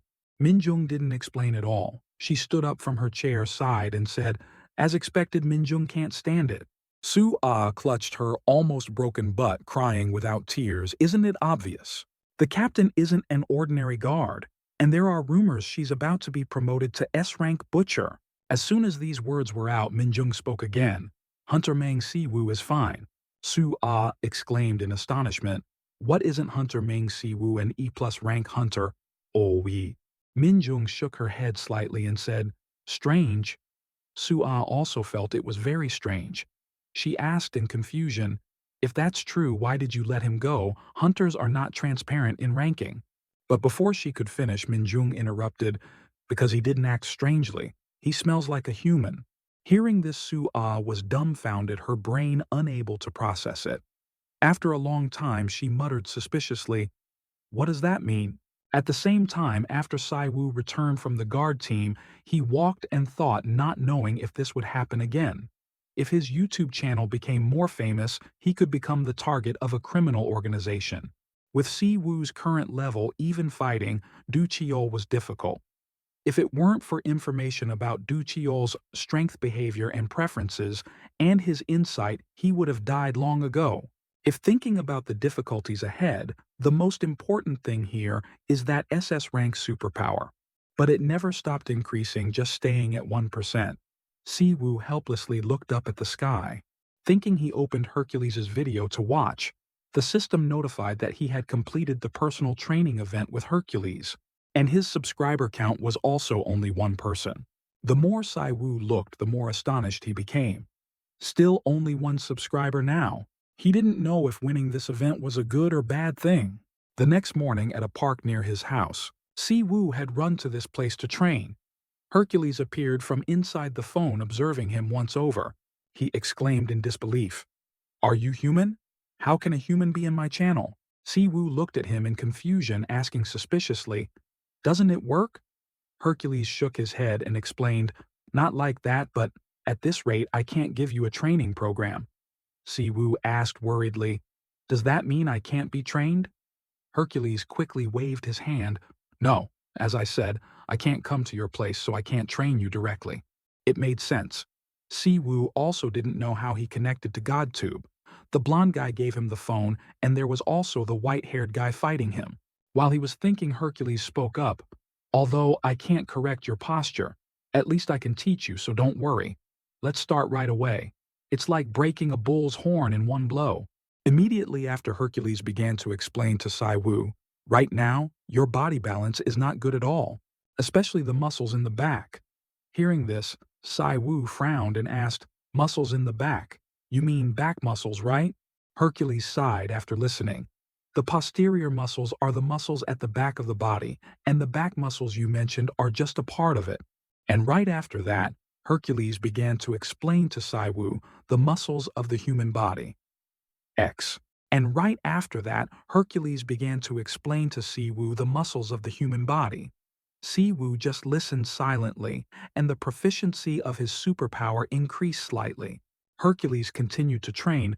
There are many types of posterior muscles, and as you've seen, because they are all at the back, you can't see them yourself, leading you to forget their importance.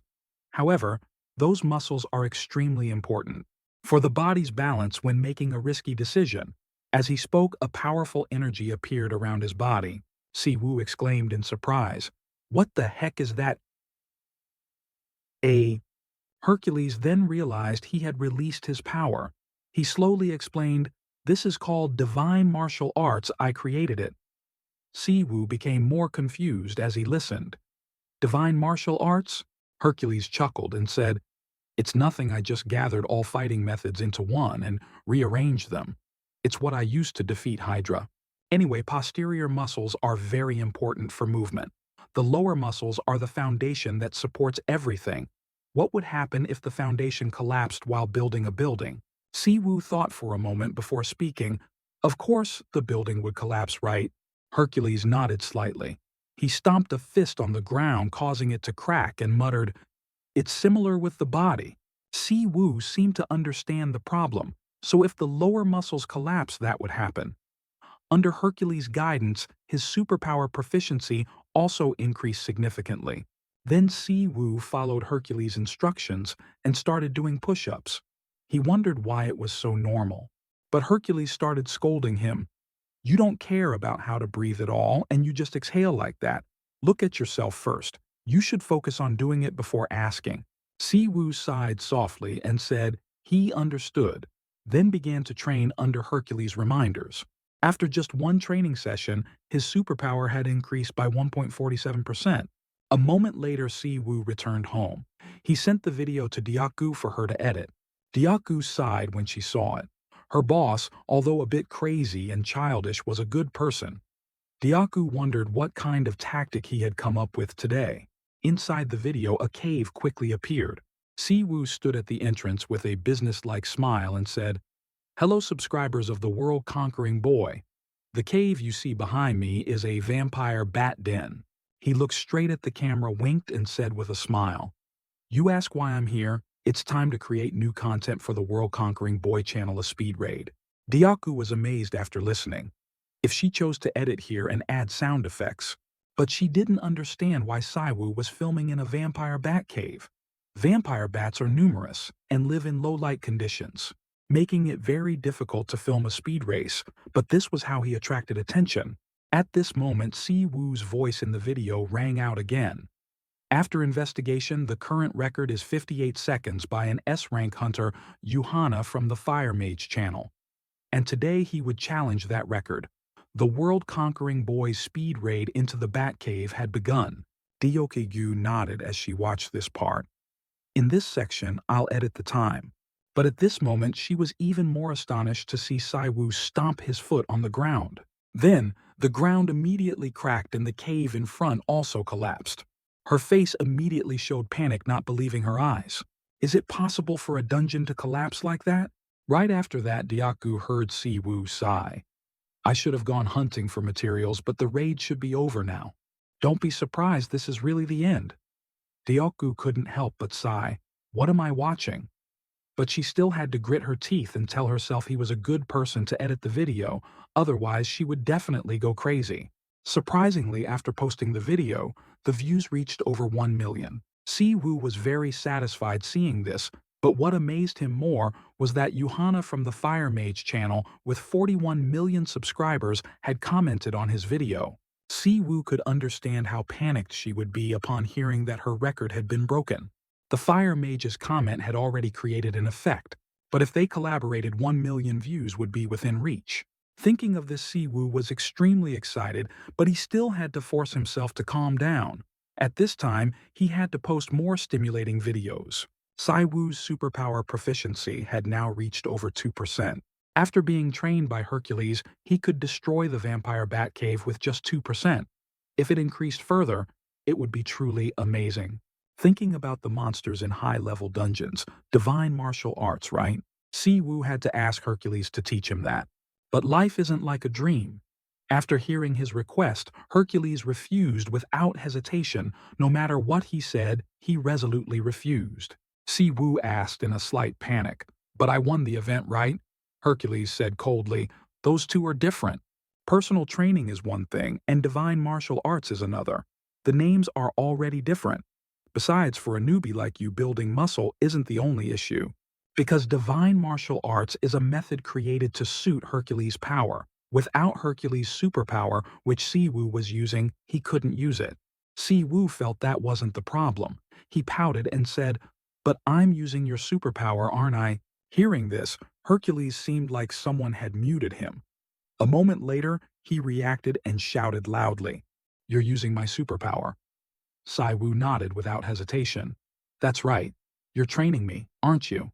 Hercules exclaimed in dissatisfaction. "This is just personal training, not learning superpowers." "What?" Siwu was a bit confused and muttered doubtfully. "But I've already learned superpowers." Hercules went from one surprise to another. He said in astonishment, "Impossible." Seeing his strange reaction, Siwu couldn't understand. Weren't the characteristics of a god something he could learn on God too? The two things he learned weren't Hercules' superpowers. Thinking of this, Siwu suddenly thought of something. He immediately channeled the power in his body. In an instant, a phantom image of Hercules appeared behind him. However, it disappeared after just a few seconds. Hercules stared in bewilderment. When he finally reacted, he exclaimed in disbelief, "How did you—" Siwu explained everything to him. He then nodded in understanding. "So you learned superpowers because you subscribed to my channel. Is it the same for other gods?" Siwu nodded slightly and replied, "Yes, is it strange?" Hercules reacted strongly. "Of course it's crazy. You get a god's power if you subscribe to their channel nonsense." Siwu calmly looked at him and replied, "But it's true." Hercules was a bit speechless. A moment later, he asked doubtfully, "How did you connect to GodTube? You're completely human, you don't have divinity." These words stunned Siwu. Humans don't have divinity. He recalled the smile of the blond young man before he disappeared. And there was also the phone he found in the cave. Siwu also really wanted to know. He then told Hercules everything. After listening, Hercules fell silent. He frowned and said, "The two people you met, I think they might be from GodTube." Siwu was a bit skeptical. "But can people from GodTube come here? You said you couldn't." Hercules continued to think about a problem. "As you said, this space and your space cannot interact. Besides, your GodTube account is an admin account, right?" Siwu nodded slightly in acknowledgement. Hercules suddenly thought of something. He said in a low voice, "Perhaps one of the two people you met is an admin." Siwu hesitated and asked, "Do you know who the GodTube admin is?" Hercules nodded slightly and replied, "A little, but you still can't receive a god's power just because you have an admin account. If that were the case, admins would have become gods already. But it's true that you received my power." Hearing this, Siwu immediately cheered up and said, "Then take me as your disciple." But Hercules refused without hesitation. He exclaimed doubtfully, "Why?" He pouted and replied, "It's too troublesome." Siwu tried to persuade him, "But I've already learned superpowers." Hercules was very firm. "Those two are different. Besides, even training is troublesome, and you want to learn divine martial arts too impossible." Siwu frowned slightly and fell silent. After a long while, he spoke. "Let me ask one thing. What are subscribers considered on GodTube?" Hercules thought about a suitable word. A moment later, he spoke. "You can understand it as an element of divinity." Siwu understood what he said. It meant the more subscribers, the higher the divinity. He wasn't very sure, but in general, the more the better. That's why he trained him even though it was troublesome. Siwu knew what Hercules was interested in. He quickly suggested, "How about this? If Siwu helps Hercules get 100 subscribers, he has to teach him divine martial arts." Hercules immediately asked excitedly after hearing this, "How do you plan to do that? You can't even get here." Siwu smirked mysteriously, "Just believe in me." And right after that, Saiwu posted Hercules' training video on YouTube. In an instant, his subscribers skyrocketed. Hercules was extremely happy, acting like a loyal dog and bowing to Saiwu. "You're here, master. From now on, I will be your loyal subordinate." Siwu smirked and said, "Continue. I'll tell you interesting ideas, but you have to teach me divine martial arts." This time Hercules agreed without hesitation. Saiwu was overjoyed.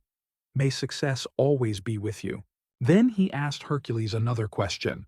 "What does the number of subscribers mean?" He shyly scratched his head and replied, "You can understand it as a type of faith. Divinity is formed from the faith of others, so the more people know about it, the stronger it becomes." Siwu listened silently to Hercules' explanation, but he didn't understand a thing. It was really complicated. Divinity increased in parallel with the number of subscribers. Can such a thing really exist? But never mind, Saiwu only paid attention to one issue. He quickly spoke up. "Anyway, you have to teach me divine martial arts." Hercules nodded slightly with a smile. "Of course, let's begin. Now the first thing you must do to learn divine martial arts is..." Siwu was extremely excited, waiting for him to continue. Hercules told him he had to train his muscles, first proving that his current muscles were those of a novice. He said what's more important are the muscles in the brain. Practice seems better than theory. It was just that at this moment, Siwu's head suddenly throbbed violently. Hercules didn't know. He was demonstrating his power for him to see. One punch from him caused the surrounding earth and rocks to explode, dust flying everywhere. Outside, Siwu was clutching his head while watching Hercules' movements, but he fundamentally couldn't keep up. What on earth is this pressure? Siwu's head kept hurting. At the same time, Saiwu's superpower proficiency increased significantly, and it even upgraded to SSS rank.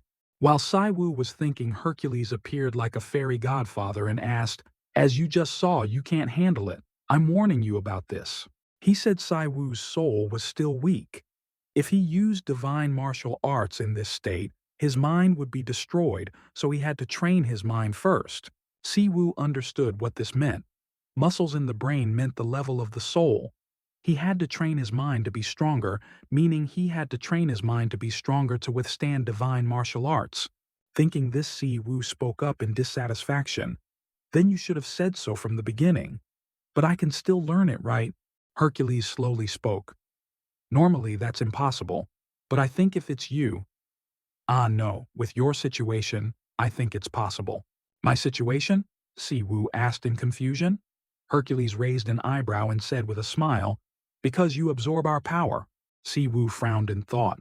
If he could absorb the power of a god specializing in the mind, something that could support Hercules' terrifying power, for example Jesus, Buddha, or Confucius would be good examples. Hercules also recommended that Saiwu subscribe to Confucius's channel. Siwu frowned slightly and asked, "You mean Confucius, a sage of China?" Hercules nodded in acknowledgement. "That's right." Hearing this, Siwu's face turned as black as the bottom of a pot. So it meant he had to subscribe as a member and pay a huge monthly fee. The next morning, Siwu went to Palguang's forge again. He sat in a corner looking at the balance in his account and couldn't help but sigh, "I only have 153 million. Huato's channel was 100 million, a huge amount. Subscribing to Confucius's channel would be even more. Should he do it or not?"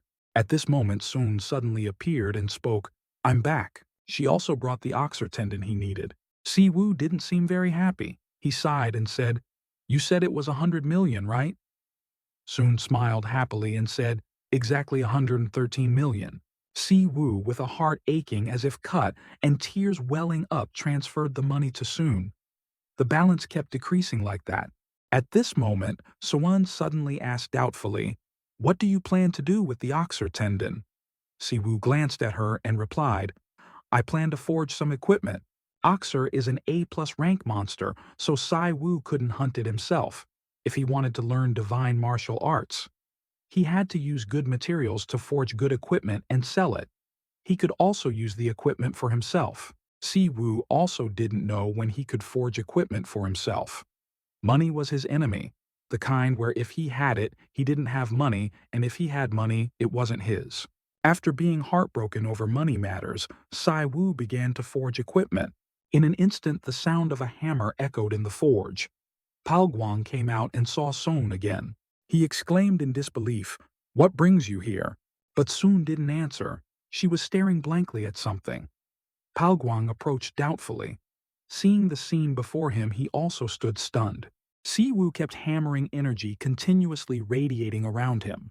Pao Guang and Soon stood there, like Vong Pu statues watching, until a brilliantly glowing weapon appeared in Si Wu's hand, shining like the light of Buddhas from all 10 directions. Si Wu's alchemy proficiency then increased significantly. It was just that compared to God level, the thing in his hand was just scrap. But for Pao Guang, it was already something unbelievable. He ran over and exclaimed, "How did you—" Even Soon was no exception. In Sai Wu's hand was a pair of gloves. He didn't use them, so he asked Soon, "How much can this be sold for?" Soon looked at Si Wu in confusion and exclaimed in disbelief, "You want to sell it with equipment like that? It's beyond my capability. No customer can buy equipment of this rank." Hearing this, Sai Wu was a bit panicked. "What bad luck is this? If I can't sell it, what can I do? I have to subscribe to Confucius's channel, pay Hua Tuo's channel membership fee, and Co A's medicine money too." Thinking this, he quickly spoke up. "Don't be too stressed and sell it for me. It's just scrap anyway." Soun was a bit speechless. What was this guy saying? But she didn't say it out loud, just nodded and smiled wryly. "Since you entrusted it to me, I'll do my best." Saying this, she looked at Pao Guang and asked, "Uncle, can I borrow your name?" Soun was thinking of putting this item up for auction. Hearing this intention, Si Wu was a bit skeptical. This was the first time he had heard that weapons could be put up for auction. Just as Soun said, she brought the gloves Sai Wu made to a famous auction house. After a while, it was finally Sai Wu's item's turn. The auctioneer seriously announced, "Even Master Co Pao Guang cannot make and acknowledge this next item." Hearing this, everyone started whispering. It had to be said Pao Guang's name really had an effect. While they were wondering what the item was, the auctioneer spoke again. "The item we are introducing is a pair of high-quality gloves." She also introduced that it was made from oxer's tendon, making it extremely durable, meaning no need to worry about it getting damaged, and it was made from an A-rank monster. Through analysis, it was pointed out that it had the ability to enhance the wearer's strength. This news was too shocking. The people below started discussing again, some even thought it was an enhancement item. Smiling unconsciously, the female staff member continued to explain, "So sorry it's not enhanced equipment. It's said to only increase strength by a little about 5%. Even so, it was still equipment with a special effect, and also an effective auxiliary item." Everyone was very interested in it. Seeing everyone's reaction, the female staff member was very satisfied.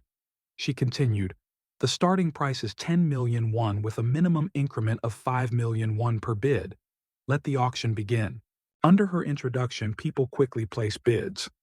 In an instant, it rose to 50 million, and the price was also adjusted by 10 million per bid. After all, they were wealthy people. They continued to raise the price.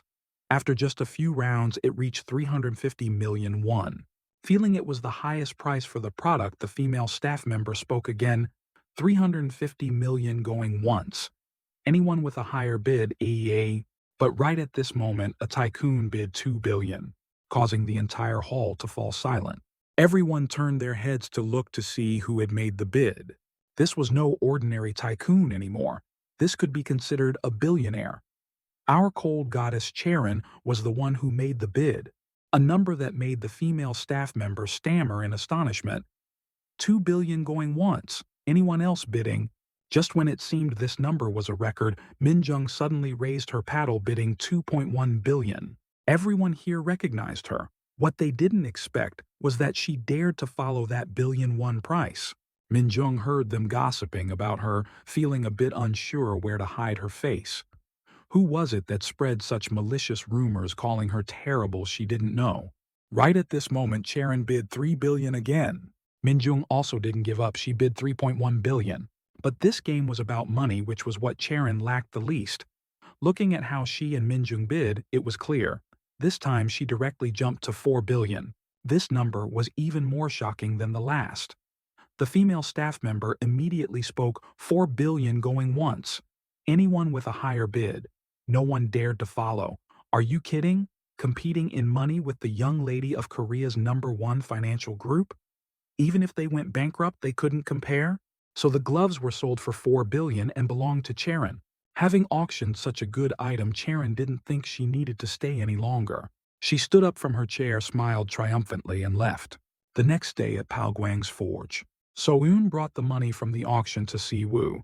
She exclaimed in disbelief, "I didn't think it would sell for so much." Even Si-woo felt the same. He looked at his 10-digit account balance, feeling like this life was gone. Auction for 4 billion, but after deducting 5% tax, fees, and Soon's service fee, Si-woo still had over 3.6 billion left. It was truly a spectacular transformation from rags to riches. He happily hugged Soon and said cheerfully, "I love you, Soon." It was just that Si-woo hugged too tightly. Soon had a little trouble breathing. She pursed her lips and said, "You're hugging too hard, I can't breathe." Hearing this, Si-woo immediately let go, scratching his head a bit shyly. "I guess I was too happy. Let me get you something." He forgot recently he had been training with Hercules no longer weak, as before he hugged a bit too hard. Soon gently shook her head and refused. "You've already paid the service fee. Besides, thanks to you, my company has become a VIP client at the auction house. That's enough." Si-woo didn't force her either. Looking at Pao Guang, the uncle also shook his head and replied, "I'm fine. You're the one who created it. I didn't do anything." Si-woo thought for a moment. If the uncle didn't accept the money, he could teach Aurelius's forging method, which he learned from Hephaestus's video. That was indeed what he should do. And finally, use 1 billion to subscribe to Confucius's channel. If he wanted to learn divine martial arts, he had to subscribe to it. No regrets, even if it was a large sum of money. Si-woo took a deep breath, ignoring the feeling of regret for the money, and pressed the subscribe button for Confucius's channel. After finishing everything, Si-woo returned home, taking Seoa to a luxurious restaurant to eat. But the little girl also felt bad about the money. She hesitated and said, "Brother, isn't this place very expensive? We don't need to eat here." Si-woo shook his head and said with a smile, "We should try eating at a place like this." 600,000 won per person was indeed a high price, but who cared? He still had 2.6 billion in his account. Hua Tuo's channel membership fee was 100 million. Confucius's channel was 1 billion, totaling only 1.1 billion. Whenever money was mentioned, Si-woo would ponder over it. No wonder it was called the enemy of money. He took a deep breath, drank some water to calm down, and couldn't think about it anymore. He would watch GodTube until the food was served. Si-woo opened Confucius's video to watch. He was amazed as soon as he saw it. He actually had over 34,000 subscribers. That was a lot. All his disciples subscribed to the channel. So there's online teaching on GodTube too. Hercules said Si-woo needed to train his mind to learn divine martial arts, so he thought it would be SS rank. But he received an SSS rank skill. It wasn't a combat channel. SSS rank meant it was higher than divine martial arts. Because Si-woo needed to increase his proficiency, he would watch a video first and understand it more deeply. Thinking this, Si-woo opened Confucius's video to listen. An old man sat in a small pavilion, slowly teaching. A gentleman is a person who cares about those around him. Si-woo only heard a few sentences and already felt extremely bored. But boredom also had its price. Some of the newly acquired skills had increased slightly. When he returned home, Si-woo called Hercules out and told him everything. He exclaimed in astonishment, "Although you have received the spiritual power of Master Confucius, you haven't received it completely." As he said, divine martial arts was not something Si-woo could use at his level. It was like bending the laws of the world, not just using superpowers. Si-woo would control mana to concentrate on the tendons, and mana was the supply source to make it more active. He needed to diffuse his internal organs to contain intent and make it easier to control internal energy. Si-woo heard until the world turned upside down but didn't understand a thing. Right at this moment, a light suddenly emitted from the phone. Hercules disappeared, and then reappeared. He spoke seriously. "You want to learn divine martial arts?" You want to achieve this power, not complex content. Why not? Even if you want to say no, I don't think you can. Siwoo felt it was very true. He nodded as if he understood. Hercules continued, then think about it. A way for you to learn divine martial arts more easily, the answer is your muscles. If Siwoo's body wasn't good, his mind would also be injured. He could learn complex content through his own muscles. He told Siwoo to let the headache transfer knowledge to his muscles. Siwoo was speechless watching him ramble on. He didn't understand a single word. On another note, at the skyscraper in the city center was the headquarters of the SH group. On the top floor, the group chairman was talking to Charon. I heard you just bought a piece of equipment. She nodded in acknowledgement. Yes, I'm very satisfied with it. Tassan frowned at her and said in a low voice, I heard it cost 4 billion. Charon calmly opened her mouth. Although it can't compare to Sir Aurelian's sword, it's a perfect auxiliary item. I feel I've reached another level with just one piece of equipment. Hearing this, Tassan immediately smiled happily and said, I'm very glad to hear that. If you need anything, just tell me. Charon looked at him gratefully. Thank you, sir. I think we can start now. Tassan's face changed color in an instant. He knew what she was referring to. Charon said in a low voice, that S-rank dungeon raid should begin. The next morning the sun had just risen, but someone was already tired to the point of exhaustion. Siwoo lay tiredly on the ground, panting heavily. He couldn't keep up anymore, but he had to learn this divine martial arts thoroughly. Thinking this, Siwoo immediately took out his phone to look. Siwoo knew he couldn't increase his proficiency like this. Could he do it or not? Confucius once taught to avoid a battle one can never win, one must never stop that battle. Siwoo thought for a moment, then stood up from the ground. He closed his eyes and began to think. Hercules was once human. He was a hero who surpassed gods in human form. Didn't Hercules also try? Wasn't it also difficult for him? He had also failed. Divine martial arts. A power that could make people doubt, but when achieved, it was no longer just martial arts. Siwoo knew he wasn't that talented. What he needed to do was to work tirelessly, making up for lack of talent with diligence. He seemed to have realized something. The surrounding air suddenly fluctuated. Siwoo began to perform the martial arts stances Hercules had taught. He ignored everything around him, creating his own martial arts world. His wisdom also increased significantly as a result. Right after that, Siwoo opened his eyes. As soon as he saw the scene in front of him, he almost jumped up. And yet with just one punch, he split the ancient tree in front of him in half. What kind of bull-like strength was this? Even the road was turned into a large trench by Siwoo. The proficiency of divine martial arts thus increased by 0.03%, a very small number, but its power was truly astonishing. Siwoo sighed helplessly. I have to find a private training room. How much would it cost to rent one? A few days later, while Dyaku was working, she received a message from Siwoo. She couldn't help but sigh. He sent her another video similar to the previous vampire bat video. The fire mage had broken Siwoo's record on her channel and regained the top spot, a terrifying record of 11 seconds.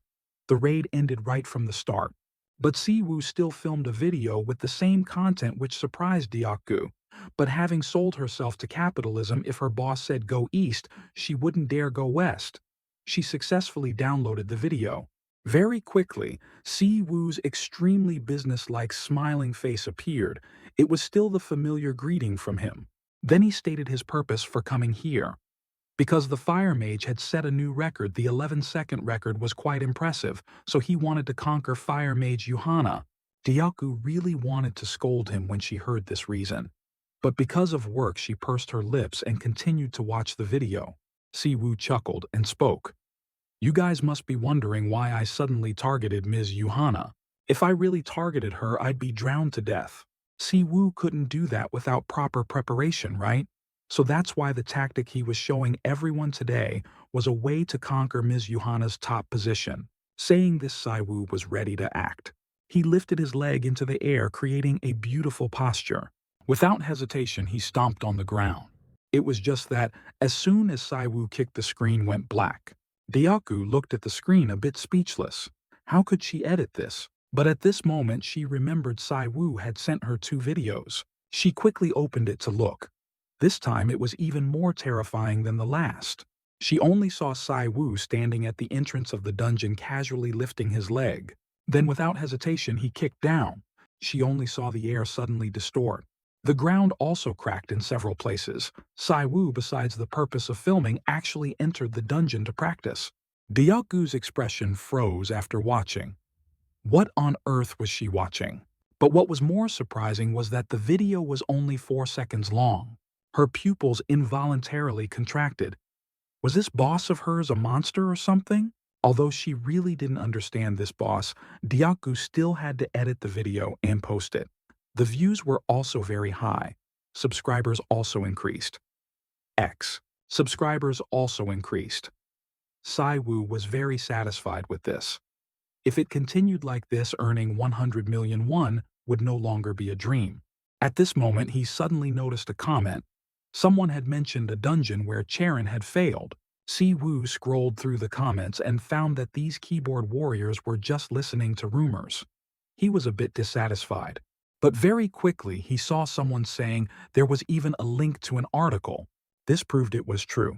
Si Wu doubtfully opened it to look. Sure enough, he saw an article about Charon's failed S-rank dungeon raid. What puzzled Si Wu was that it didn't say how she failed. But very quickly he put that matter behind him. He didn't have time to care about Charon. He was busy to death. She would find a way soon. At the same time, on the top floor of the SH group, Charon had just stepped out of the room when she encountered someone. She politely greeted the other person. This person was the director of the SH group, Han Mina, who was also her aunt. Mina waved and greeted, "Long time no see, my niece. How are you?" Before Charon could answer, her aunt continued with a smile. "Look at this. Are you on your way back after meeting the chairman?" Charon nodded slightly and replied, "Yes, I thought I had to meet him." Mina then sighed and said, "The chairman has requested a meeting. The company is in chaos now. Not only has capital decreased, but many investors have also withdrawn." Hearing this, Charon's face immediately became unsightly. Mina chuckled softly and continued, "But it's not your fault. It's because we hoped too much. You can go now or you'll run into them," saying that her aunt left, leaving Charon standing alone in this place. On another note, at Sai Wu's house, he had just made a bowl of medicine from Hua Tuo's prescription and gave it to Seo Ah. Seo Ah cried without tears. "This is definitely a punishment, really." Si Wu could only smile wryly. It was great that his medical proficiency had increased. It was much easier to drink than last time. After learning the gentleman's demeanor from Confucius, all his attributes increased. Not only divine martial arts and superpowers, but also wisdom increased. Even alchemy was no exception. Wisdom increased the most because it was related to other attributes. No wonder it was an SSS rank skill. Si Wu watched Seo Ah drink the entire bowl of medicine, feeling relieved. Perhaps the little girl's condition would improve. It was effective. If he continued to increase his medical proficiency, he could definitely cure Seo Ah. But there was another ironic problem: money. Again and again, it was money. To pay the membership fees for Hua Tuo and Confucius, the 1.7 billion he currently had was enough. If Si Wu could sell this medicine, it would be great. But medicine couldn't be sold recklessly without a license. He decided to go ask Sun a bit. At this moment, a knock suddenly sounded from outside. Si Wu and his sister were a bit startled and looked towards the door. At the same time, a man's voice sounded from outside. "Excuse me, is this Maing Si Wu's house?" He said he was Charon's secretary. His name was Kim Min-jae, and he came here under Charon's orders. Hearing it was Charon's person, Si Wu also opened the door for him to enter. He spoke seriously. "The young lady wants to re-raid the dungeon." Si Wu was a bit surprised by these words. Charon wanted to re-raid the dungeon, and she probably needed his help. Thinking of this, he asked seriously, "Does she want me to make a plan?" Min-jae nodded slightly and replied, "Yes." Si Wu frowned and thought for a moment before speaking. "Moreover, what happened inside the dungeon?" Min-jae sighed helplessly. "Sorry, but I don't know the details either." Charon only told him that Sai Wu's support was very necessary. She really wanted to come herself, but because there were many prying eyes, he could only hope for his forgiveness. Si Wu listened silently, his expression unreadable. But actually, he was overjoyed. He smelled the sweet scent of YouTube. To put it elegantly, it was like that, but bluntly, it was the smell of money. A moment later at the gym in the SH Hunter Guild headquarters, Sai Wu followed Min Jae to this place. As soon as he arrived, he saw Charon training, and he also noticed she was wearing the gloves he had made. She was engrossed in sword practice, completely unaware that Sai Wu and the other person were also there. Seeing her like that, Min Jae quickly wanted to step forward. "Let me call her."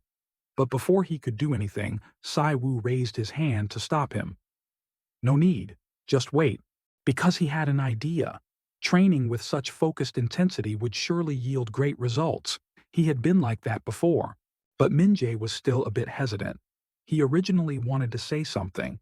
Siwoo said firmly, "I just need to wait a moment." But with Miss Charon, a rare opportunity might appear. At the same time, Charon was continuously practicing her sword. But Siwoo had discovered a problem: her movements still lacked system. It was because his knowledge had increased after gaining enlightenment and divine martial arts that he realized this. She was just swinging her sword randomly. Moreover, he had also heard that Charon had never learned swordsmanship. One of Han Charon's attributes was her talent with the sword, yet she only fought instinctively. It felt like Charon could also use superpowers like him, but she hadn't learned divine martial arts to use it. Swordsmanship based only on instinct would eventually reveal its limitations. If she learned martial arts, she would surely improve dramatically. Could it be that the only way for Charon to improve was to become a disciple of a sect? But what good would that do her? The SH group wouldn't allow it anyway, so she became a disciple of a sect. She would no longer be a member of the SH group.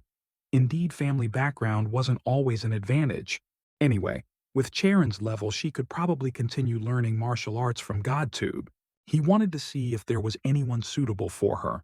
King Arthur, the legendary knight of the Round Table, or the master of the holy sword Ban Mung, and also Siegfried the first dragon slayer. Another person was Xiang Yu, a man who could fight 10,000 people alone. Even though the videos of these seemingly childish gods were a bit crazy, what if Charon could really learn from them? Thinking of this, Si Wu suddenly had an idea. If she couldn't watch GodTube, he could watch it and then teach her. Whether it was 1 billion or 10 billion, it wasn't much for the granddaughter of the SH group. He might even get paid a teaching fee. About 10 billion was a great deal. The retirement plan was extremely wonderful. But the problem was, would an A-rank hunter like Charon be willing to be taught by a D-rank hunter like Si Wu? Moreover, Si Wu could only teach her what he had learned. Could he teach the divine martial arts he taught himself? But giving up would be too much of a waste. While Si Wu was thinking, Charon finished her practice. She walked up to Si Wu and the other person. She looked at Min Jae reproachfully. "You should have told me he was coming, right?" Hearing this, Min Jae said apologetically, "Sorry, young lady. Mr. Si Wu said he didn't want to disturb your practice." Charon was a bit surprised. Her gesture of wiping sweat paused.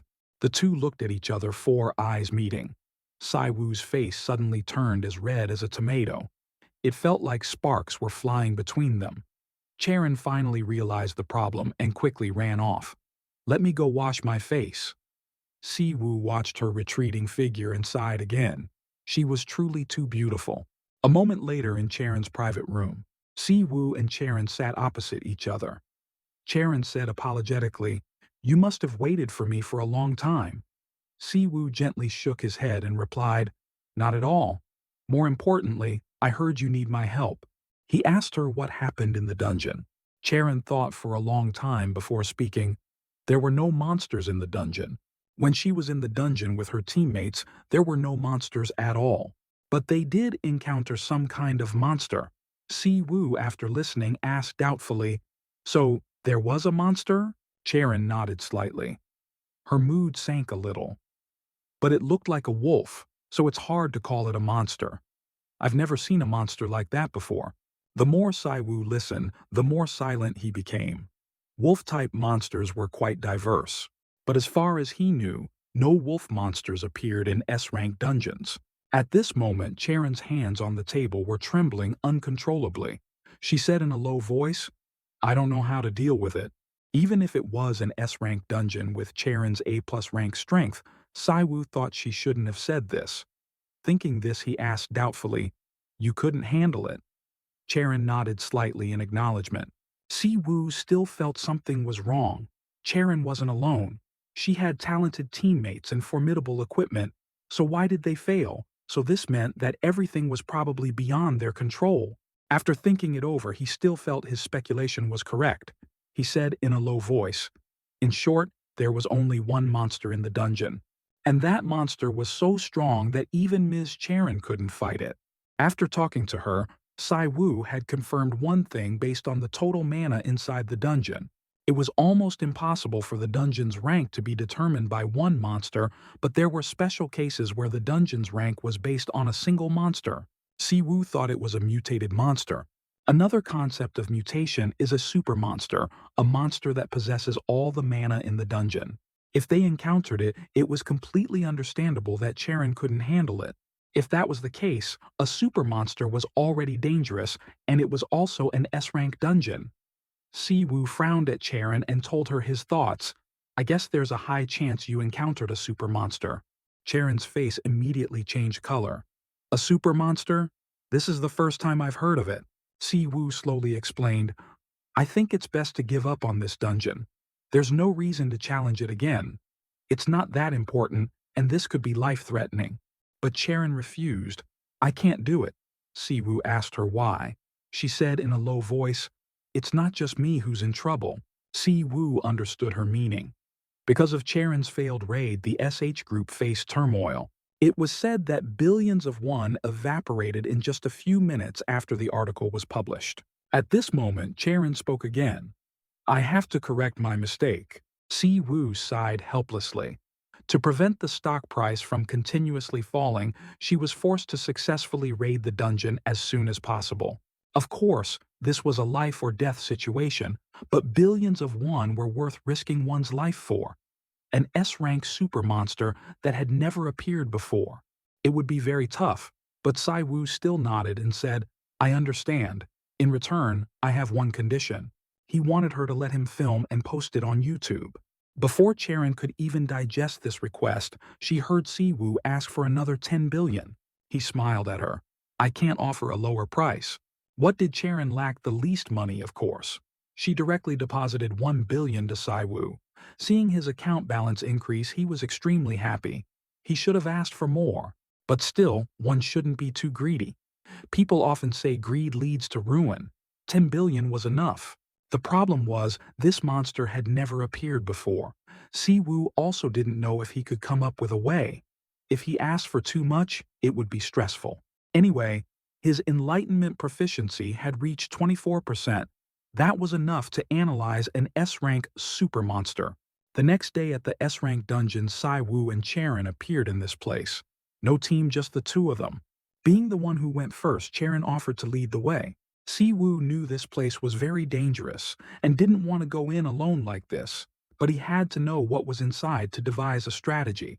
Besides, because he had superpowers and divine martial arts, even though he wasn't confident he could defeat an S-rank super monster, Siwoo was still confident he could survive and leave this place. The two of them went deeper inside like that. Indeed, the atmosphere was completely different from low-rank dungeons. Right at this moment, Charon spoke again. "Let's go a little deeper." A moment later, the moon had risen higher and higher. Siwoo and the other person still went deep into the forest in the dungeon. It was just that Charon kept looking at her gloves as she walked. Seeing this action of hers, Siwoo asked doubtfully, "Are those gloves not fitting well?" She nodded and replied, "They're a bit loose." "Let me adjust them for you," Siwoo offered, leaving Charon stunned and speechless. He ignored her, reached out and pressed a button on the glove. Instantly, it adjusted to fit Charon's hand. Siwoo explained as he worked, "Because I didn't know who would wear it, I made it to my hand size. Though it won't fall off, it must be quite uncomfortable." Charon looked at the gloves fitting snugly on her hand in an instant, too astonished to speak. Siwoo smiled brightly and said, "Just consider this an included service." After recovering from her surprise, Charon asked doubtfully, "How did you know about this feature?" Saiwu scratched his head and said with a smile, "Because I'm the one who made these gloves." Charon went from one surprise to another, then asked in confusion, "So the person acknowledged by Master Seo Palguang?" Before she could finish, Siwu smiled and said, "I don't know about that part. I'm just working in the same forge as that boss." While the two were talking, a sound came from the forest behind them. Siwu was startled and looked in that direction. Right at this moment, the ground suddenly shook violently, causing Siwu and the other person to panic. This energy source, Siwu glanced over and saw a pair of bloodshot red eyes. His body was wrapped in a terrifying black aura. Siwu's eyes involuntarily contracted, his forehead covered in cold sweat. He realized one thing: it was on a completely different level from him. A giant wolf stood before the two of them. Was this the S-rank super monster? Siwu stared intently at it, his expression a bit solemn. Could Charon defeat it? What if he interfered? More importantly, were they ready? He only came here to confirm what kind of monster it was. So Siwu thought the two of them shouldn't confront it. Thinking of this, his eyes suddenly emitted a faint blue energy. Right at this moment, the ground in front of them suddenly exploded. Taking this opportunity, Siwu reached out and pulled Charon's shoulder. He quickly shouted, "Run quickly!" Charon immediately nodded as if she understood. In an instant, Siwu and the other person quickly ran towards the dungeon's teleportation gate. Deep in the dark forest, the wolf's growls continued to echo. A moment later, the teleportation gate appeared before them. The two quickly stepped out of the dungeon. At this moment, Siwu finally breathed a sigh of relief. Because he didn't confront it directly, he wasn't very sure, but it would take at least 5 S-rank hunters to deal with it. While he was thinking, Charon suddenly spoke, "Siwu, what was that power just now?" Siwu didn't answer, panting heavily as he looked at her. "Before, how did you survive and return with all your teammates when confronting that monster?" Charon sighed and said, "We were very lucky." Siwu continued to ask, "Will you really attack again?" "Yes, I have to." Charon nodded without hesitation. Charon looked at him with expectant eyes and said, "If you can make a plan, we'll take care of the raid." After listening, Siwu looked at her intently. The two looked at each other, 4 eyes meeting, neither saying a word. A moment later, Siwu spoke, "I'll contact you after I finish analyzing." Saying that, he turned and left. Returning home, he rewatched the video he filmed in the S-rank dungeon. What kind of monster was this after all? A high-rank species is considered an upgraded version of a normal monster. There must be a monster species from which they evolved. Siwu searched for a lot of information about that monster in encyclopedias, documents published by the association, and even online. But he fundamentally couldn't find it. Even after using the S+ wisdom skill, Siwu still had no clues. With a confused mind, Siwu kept researching it until one morning, the day he had to train with Hercules. After just one training session, Siwu's superpower proficiency had increased to 5.88%, and his divine martial arts also increased a little. Hercules looked at him lying on the ground, scolding him with a bit of dissatisfaction, already tired from just that. But Siwu ignored him. He was engrossed in watching something on his phone. Hercules, being ignored, felt annoyed. He asked doubtfully, "What are you watching?" Siwu sat up from the ground, sighed, and said, "It's a monster I've been researching recently." Hercules became even more skeptical after listening and asked, "Researching why?" Siwu's tone was a bit mournful. "Today is the 3rd day and I still don't know what it is." Hearing this, Hercules excitedly suggested, "Let me see." As he spoke, he leaned his head to look at Siwu's phone. But the moment he saw the monster on the phone screen, his expression froze. Seeing him silent, Siwu turned his head and asked, "Do you know what it is?"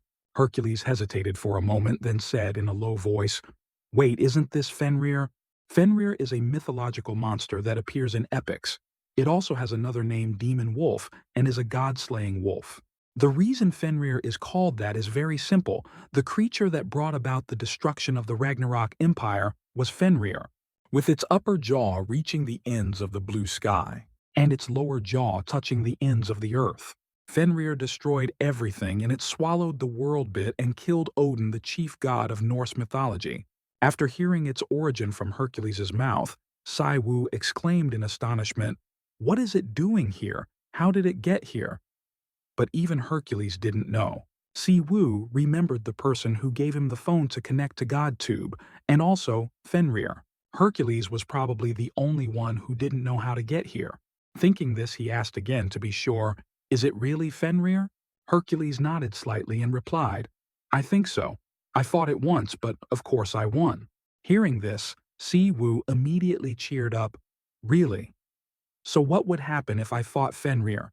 Hercules thought for a moment, then opened his mouth. "I'm not sure. Maybe it would take a second."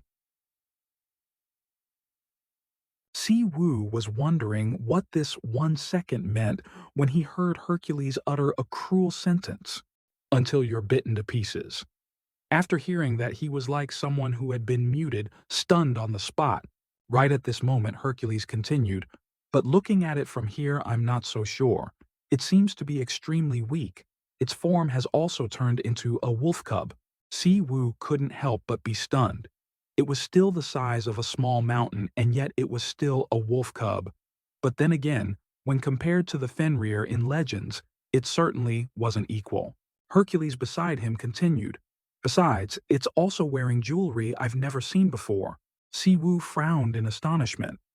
He didn't see any jewelry, but Hercules pointed to something on the screen. Following his finger, Si-Wu saw a blood-red iron chain tightly wrapped around its leg. Hercules guessed this thing had sealed Fenrir's power. Si-Wu glanced at Hercules and asked doubtfully, "What is this?" He slowly explained, "It's Gleipnir. It said it cannot be cut by anything in the world." But there was one truth Hercules believed remained unchanged. Si-Wu would still lose, of course. It was just that the time would increase a bit, perhaps, to 1 minute. Si-Wu sighed after listening, but he was wondering how Fenrir got here. If this black wolf was really Fenrir, then there would be no way. However, at this moment Hercules gave him a glimmer of hope. "Should I tell you its weakness or not?" Si-Wu looked at him joyfully. "If you tell me, I'll share video content worth 200 subscribers. Nothing is impossible to exchange when there are subscribers." Hercules immediately spoke, "I'll go gather materials and bring them right here, master." A few days later, at the main headquarters of the SH group in the waiting area near the dungeon, reporters were surrounding the entrance.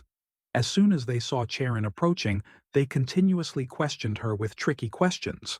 However, she didn't care, walking straight into the waiting room. Many people were already waiting for her here. Charon scanned the room before speaking. "It seems everyone is here. Let's depart." Right at this moment, a sound broke the silence again. It was Si-Wu's voice. He was filming a video, "Hello subscribers of the World-Conquering Boy channel." His commotion attracted the attention of Charon's team. A person named Hyun-ho asked in dissatisfaction, "Who is he?" Another person named Trong replied, "He's a YouTuber. His channel is World-Conquering Boy." Hearing this, Hyun-ho snorted contemptuously, "I don't think it's a famous channel. But what's a YouTuber doing here?" Trang-in leaned close to his ear and whispered, "I heard he's the one who devised the dungeon raid tactic." Hearing this, Hyun-ho immediately disbelieved, "A tactic to fight that wolf? What nonsense is that?" Saying that, he looked at Si-Wu mumbling over there, and couldn't help but frown. The conditions for supporting team members were terrible, and they even brought a YouTuber. This Captain Charon was really reckless. At this moment, Trang-in spoke again. "Senior, what will you do when everything ends well?" As for me, it was just that before he could finish, Hyun-ho coldly interrupted, "Stop talking nonsense. Prepare to enter the dungeon." A moment later, at the S-rank dungeon, Charon led the group deep inside. At the same time, Si-Wu, walking beside them, kept speaking like a factory chicken to film the video. Hyun-ho, watching from the side, was extremely dissatisfied. "You're being noisy. What are you mumbling about? I don't know." At such a critical moment, what if the Black Wolf heard, but he could only swallow this anger and do nothing because Si-Wu had Charon protecting him? Right at this moment, a sense of danger suddenly struck, startling Hyun-ho. The terrifying blood-red eyes of that black wolf appeared again in the gloomy darkness. The faces of Charon's group immediately turned unsightly. It was here again, and Charon was still hesitating. She didn't know if this re-raid was the right choice. She gripped the sword in her hand tightly. The raid wasn't a simple matter. This was a stepping stone for the SH group to enter the hunter industry. Therefore, she had to carry it out with the strength of the SH group. Thinking of this, Charon's eyes were filled with determination. She gripped her sword in a fighting stance. But right at this moment, Sai Wu suddenly stepped forward. The phone in his hand was still not put down and his mouth kept chattering, "Everyone, that's the legendary monster Fenrir, also known as the Demon Wolf." As soon as he finished speaking, comments popped up. Sai Wu smirked and said, "Are you guys asking if it's really Fenrir? I'm not sure anymore." Saying that, a powerful surge of energy suddenly rose around his body. Si Wu put the camera aside and said excitedly, "I think we have to fight to confirm." Si Wu confronted Fenrir alone. He smiled without fear and said, "Aren't I the one who conquers everything in the world? Even if it's Fenrir, the wolf that swallows the world, it's nothing." Saying this, Si Wu glanced at Charon standing beside him, raised an eyebrow, and asked, "Are you ready?" Charon stared blankly at him, unable to utter a word. Before she could even react, Sai Wu continued, "Now, the first strategy of the Fenrir conquest officially begins." As soon as he finished speaking, his figure disappeared in the powerful surge of energy. Charon stared blankly at this scene, not knowing how to react. At the same time, Si Wu had rushed forward with his fist. Fenrir was a bit surprised. It didn't know when he had gotten close, but it immediately raised its claws to strike back. Seeing this scene, Charon shouted in panic, "Be careful!" Fenrir's sharp claws quickly plunged into the ground. The ground had cracked into many pieces, dust scattering everywhere. But surprisingly, Sai Wu wasn't there. When he reappeared, he was behind Fenrir. Si Wu clenched his fist and fiercely rushed forward. He didn't hesitate to punch directly at Fenrir's body. Two powerful surges of energy collided, causing the people outside to be pushed back. They could only try to resist. Hyun Ho pursed his lips in shock. What the heck is going on? But no one knew what was happening. At the same time, on this side, the black aura from Fenrir's appearance still lingered in the air. Si Wu stood opposite it. No one had fallen yet. Si Wu was extremely angry about this. He had clearly landed a direct hit, but it was still unharmed. But Hercules had said this attack would be effective. Why was it like this? He was annoyed because his first strike had no effect. Just as Sai Wu was thinking, Fenrir suddenly attacked. Its claws continuously struck at him. In an instant, the dark forest was lit up by smoke and fire. Si Wu panicked and retreated, avoiding being hit by the debris from the explosion. Seeing the situation was not good, Charon immediately ordered her team, "We have to act too." Right after that, she rushed forward with her sword. At this moment, Si Wu was retreating while observing. Fenrir still stood in one place, but its attacks rained down like a storm. Si Wu fiercely pursed his lips. This Fenrir was the real deal. Remembering what Hercules had said, he became even more dissatisfied. 1 minute my ass. I can't even last 10 seconds. Hercules' strategy was useless. It only succeeded because he was Hercules. When the dust settled, Fenrir's blood-red eyes were now staring at Sai Wu. He still stood there, but his heart was racing. Fortunately, Gleipnir was still there, the chain that bound this fierce wolf. It meant that as long as those chains hindered its movement, it wasn't impossible. Thinking of this, Si Wu clenched his fist, his eyes filled with determination. The situation wasn't so bad that he couldn't win. At this moment, a sword light suddenly swept past Si Wu, causing him to quickly dodge to one side. If Sai Wu couldn't attack it, Charon could. She wielded her sword and slashed, catching Fenrir off guard and cutting it. Fresh blood gushed out. But just when it seemed it would fall, something surprising happened. Fenrir stared at Charon with its blood-red eyes. It wasn't over yet. A suffocating heat suddenly appeared above Fenrir's head. A fireball created by Charon's teammates was approaching its head. Si Wu knew he wasn't alone. Some were also surprised that there was a magic hunter in the team, but it was good to have one. This time, they could burn the demon wolf in front of them. With a loud bang, the fireball hit Fenrir directly. The brilliant flames instantly engulfed it. But then something unexpected happened. Fenrir suddenly lifted its body. Then it opened its mouth and swallowed the fireball. Seeing this scene, the people outside immediately panicked. It actually swallowed the blazing fire. Under everyone's horrified gazes, Fenrir suddenly tilted its head to the sky and roared. Seeing this scene, Trang In exclaimed again, "It really ate it. What kind of creature is that? Isn't it burning to death?" Although they were very scared, they didn't dare to retreat. Right at this moment, Sai Wu suddenly spoke. "Prepare to attack. If you look closely, you'll see a chain tied to its body." Charon glanced at him, her expression seeming a bit dazed, but Si Wu knew she would understand him. He spoke again. "You've realized it too, right?" Charon looked at him intently, then nodded slightly in acknowledgement. In just an instant, her body disappeared without a trace. When she reappeared, she was right in front of Fenrir. Taking this opportunity, Si Wu calmed himself down and focused on all his senses. In an instant, a surge of energy appeared around his body. Fenrir's blood-red eyes were now extremely vigilant. At the same time, Si Wu had rushed in front of it. He didn't hesitate to throw his powerful punch, intending to take it down in one blow. However, Fenrir didn't back down either. It attacked with its claws but could only hit the ground. Si Wu had disappeared before it pounced, then conveniently jumped to another side to attack. He had activated the superpower learned from Hercules. A powerful surge of energy was continuously spreading in the air. Seeing this, Fenrir panicked for a moment and retreated a few steps. Si Wu silently celebrated in his heart. It was effective. Then he would just continue to attack. But at this moment, he seemed to see something terrifying. A sense of danger was approaching Si Wu, causing his body to tremble uncontrollably. Si Wu tried to dodge, but still wasn't fast enough. He was hit by Fenrir's claws and sent flying. 3 large claw marks appeared on his chest from Fenrir's claws, and fresh blood was gushing out. It was too dangerous. If Si Wu had reacted a little slower, that attack would have torn his body apart. But it was also at that moment that Si Wu realized something, although he wasn't very sure. Before it touched his body, it hesitated for a moment.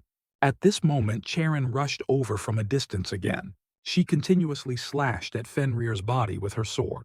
Si Wu watched it intently from the outside. He thought it couldn't kill him, but he didn't know why. Right at this moment, Fenrir tilted its head to the sky and roared again. Because the cut Charon left on its body this time was too deep, fresh blood kept gushing out. At the same time, Si Wu also stood up from the ground.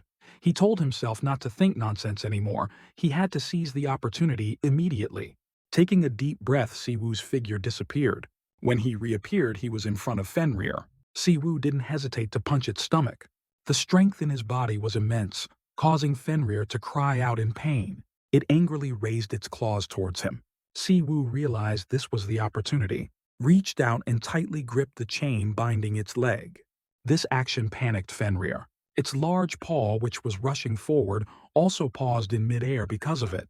It was also at that moment that Si Wu pulled hard again, causing Fenrir's paw to be tightly squeezed. It roared in pain, its extremely piercing scream echoing in the dark forest. Si Wu didn't let go either. He compressed the energy in his body, causing it to erupt in an instant. Right after that, he clenched both hands forcefully, whipped the chain and threw Fenrir into the air. Taking this opportunity, Charon also immediately rushed up. Si Wu knew what she wanted to do as soon as he saw her. Going with the flow, he forcefully threw Fenrir's body towards her. Without hesitation, Charon delivered an extremely powerful sword strike. Trang-in and Hyun-ho, watching from the outside, couldn't help but exclaim, "Crazy!" The air at this moment had become fresh after Charon's sword strike.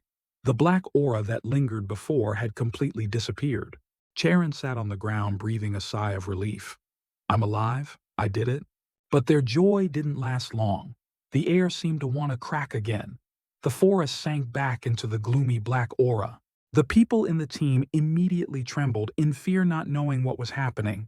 Under their horrified gazes, the dense black aura suddenly gathered in one place. In just a moment, Fenrir's terrifying roar echoed again. Everyone's faces became even more panicked upon seeing it. Ho shouted in panic, "This is a battle we can't win." Fenrir opened its large mouth towards everyone again as if wanting to scare them. Siwoo was also sent flying because of this. At this moment he still didn't understand. Fenrir, bound by Gleipnir, would surely be sealed. However, it was still the demon wolf, the thing that swallowed the world, the wolf species that had even killed gods. With Siwoo's current level attacking, it was impossible, but there was one thing he found quite strange. At this moment, Charon quickly shouted, "Everyone run, hurry up and take Siwoo with you too." Everyone quickly followed her orders. Siwoo was helped away. This situation was similar to the time in the Black Pearl dungeon. She also saved team members like this. No matter how hard they tried, they couldn't defeat Fenrir. Why? It was just that suddenly a flash of light went through Siwoo's mind. He finally understood. He couldn't believe he only realized this now. It was absurd from the beginning. While Siwoo was thinking, his steps faltered, making it a bit difficult for Trangin to support him. He frowned and asked, "Can you move?" But as soon as he finished speaking, Siwoo pushed him away, causing him to ask doubtfully, "What are you doing?" But Siwoo didn't answer either. He ran straight in front of Fenrir. Charon, who was blocking Fenrir's path, was astonished to see him. Before she could even ask anything, Siwoo stood in front of her, directly confronting Fenrir. But it only growled and didn't attack, which was just as Siwoo had predicted. Charon didn't know this. She quickly spoke. "Hey, what are you doing? Are you crazy? Run quickly." However, Siwoo ignored her words. He still stood tall there looking up at Fenrir. A moment later he said in a low voice, "It was absurd from the beginning. Siwoo didn't know about an S-rank hunter team, but with the current team attacking it, had no chance of winning from the start. That's why Siwoo felt it was strange." He muttered, "Why am I not dead? How did everyone eagerly return?" Hearing this, Charon's group immediately paused, looking at him in confusion. Siwoo continued to speak amidst everyone's confusion. "Why didn't anyone die?" Charon frowned at him and asked doubtfully, "What do you mean?" Siwoo slowly explained, "Don't you understand? If Fenrir wanted to, it would have killed us all already. No one here could have survived and returned." These words stunned everyone. Ho asked doubtfully again, "Then how are we still alive?" "It's because it spared everyone." Siwoo seemed to answer with certainty. The reason Charon and her teammates could survive the first time was because it didn't want to kill people. It was probably saying run quickly, because it didn't want to harm everyone. Of course, even Siwoo found it hard to believe, but thinking carefully, Fenrir had never attacked first. He looked at everyone and said firmly, "If it were a normal monster, that would be absurd. There was a time when Fenrir destroyed Asgard. As soon as it was born, it was abandoned. From that moment, it had to endure hunger and loneliness, but it persevered and tried to survive. When rumors about Fenrir spread, the gods of Asgard came to find it. Fenrir didn't resist the gods. It was like an invitation to it to have fun because it had always been lonely. It felt that it finally had friends. Fenrir was very happy because it felt it was friends with the gods. But conversely, the gods didn't feel that way. The gods feared that power would bring hell, so they created Gleipnir to bind it forever. And that happened to it. Fenrir even thought there was a misunderstanding. A god named Tyr visited it himself and swore that if it couldn't break free and the gods didn't release it, it could bite off his left hand. And Fenrir believed that. While everyone ignored it, Tyr was the only god who came to find it and provided it with food because it was in a barren land. It thought Tyr considered it a friend. Just like that, Fenrir was sealed by Gleipnir and couldn't escape. As expected, the gods didn't release it, and Tyr also ignored it. As promised, Tyr placed his left hand in Fenrir's mouth. Tyr said he had disappointed it. But even so, Fenrir didn't want to bite Tyr's hand. It didn't want to do that. However, the gods still feared Fenrir's power, so they stuck a knife in its body, making it unable to close its mouth. Fenrir had to endure the chain until Ragnarok occurred, and it remained lonely like that in endless pain. After Ragnarok occurred, the wrath of Ragnarok engulfed Fenrir, and it began to swallow the world, destroying the gods. Even so, Fenrir still didn't kill Tyr, because although its mind was consumed by anger, It still didn't forget the only friend who cared about it, a friend who fed it. Fenrir always considered Tyr its friend, probably due to its naivety. The Fenrir in legends was just a wolf, not worthy of being called a bloodthirsty demon wolf.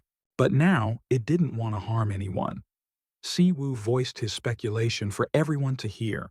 These words of his confused the people here. Obviously, no one believed what he had just said. After a long silence, Charon spoke. But we still have to eliminate it. She said if we ignore an S-rank dungeon when the dungeon breaks, it will be impossible to save. Even if the dungeon explosion doesn't happen, if Fenrir gets out of the dungeon, there's no guarantee it won't harm people. It's still a threat. Saying this, Charon sheathed her sword. She said in a low voice, "Let's retreat. Report to the association so they can send S-rank hunters to help." And she also officially announced giving up on conquering this dungeon. Siwoo felt Charon was very right.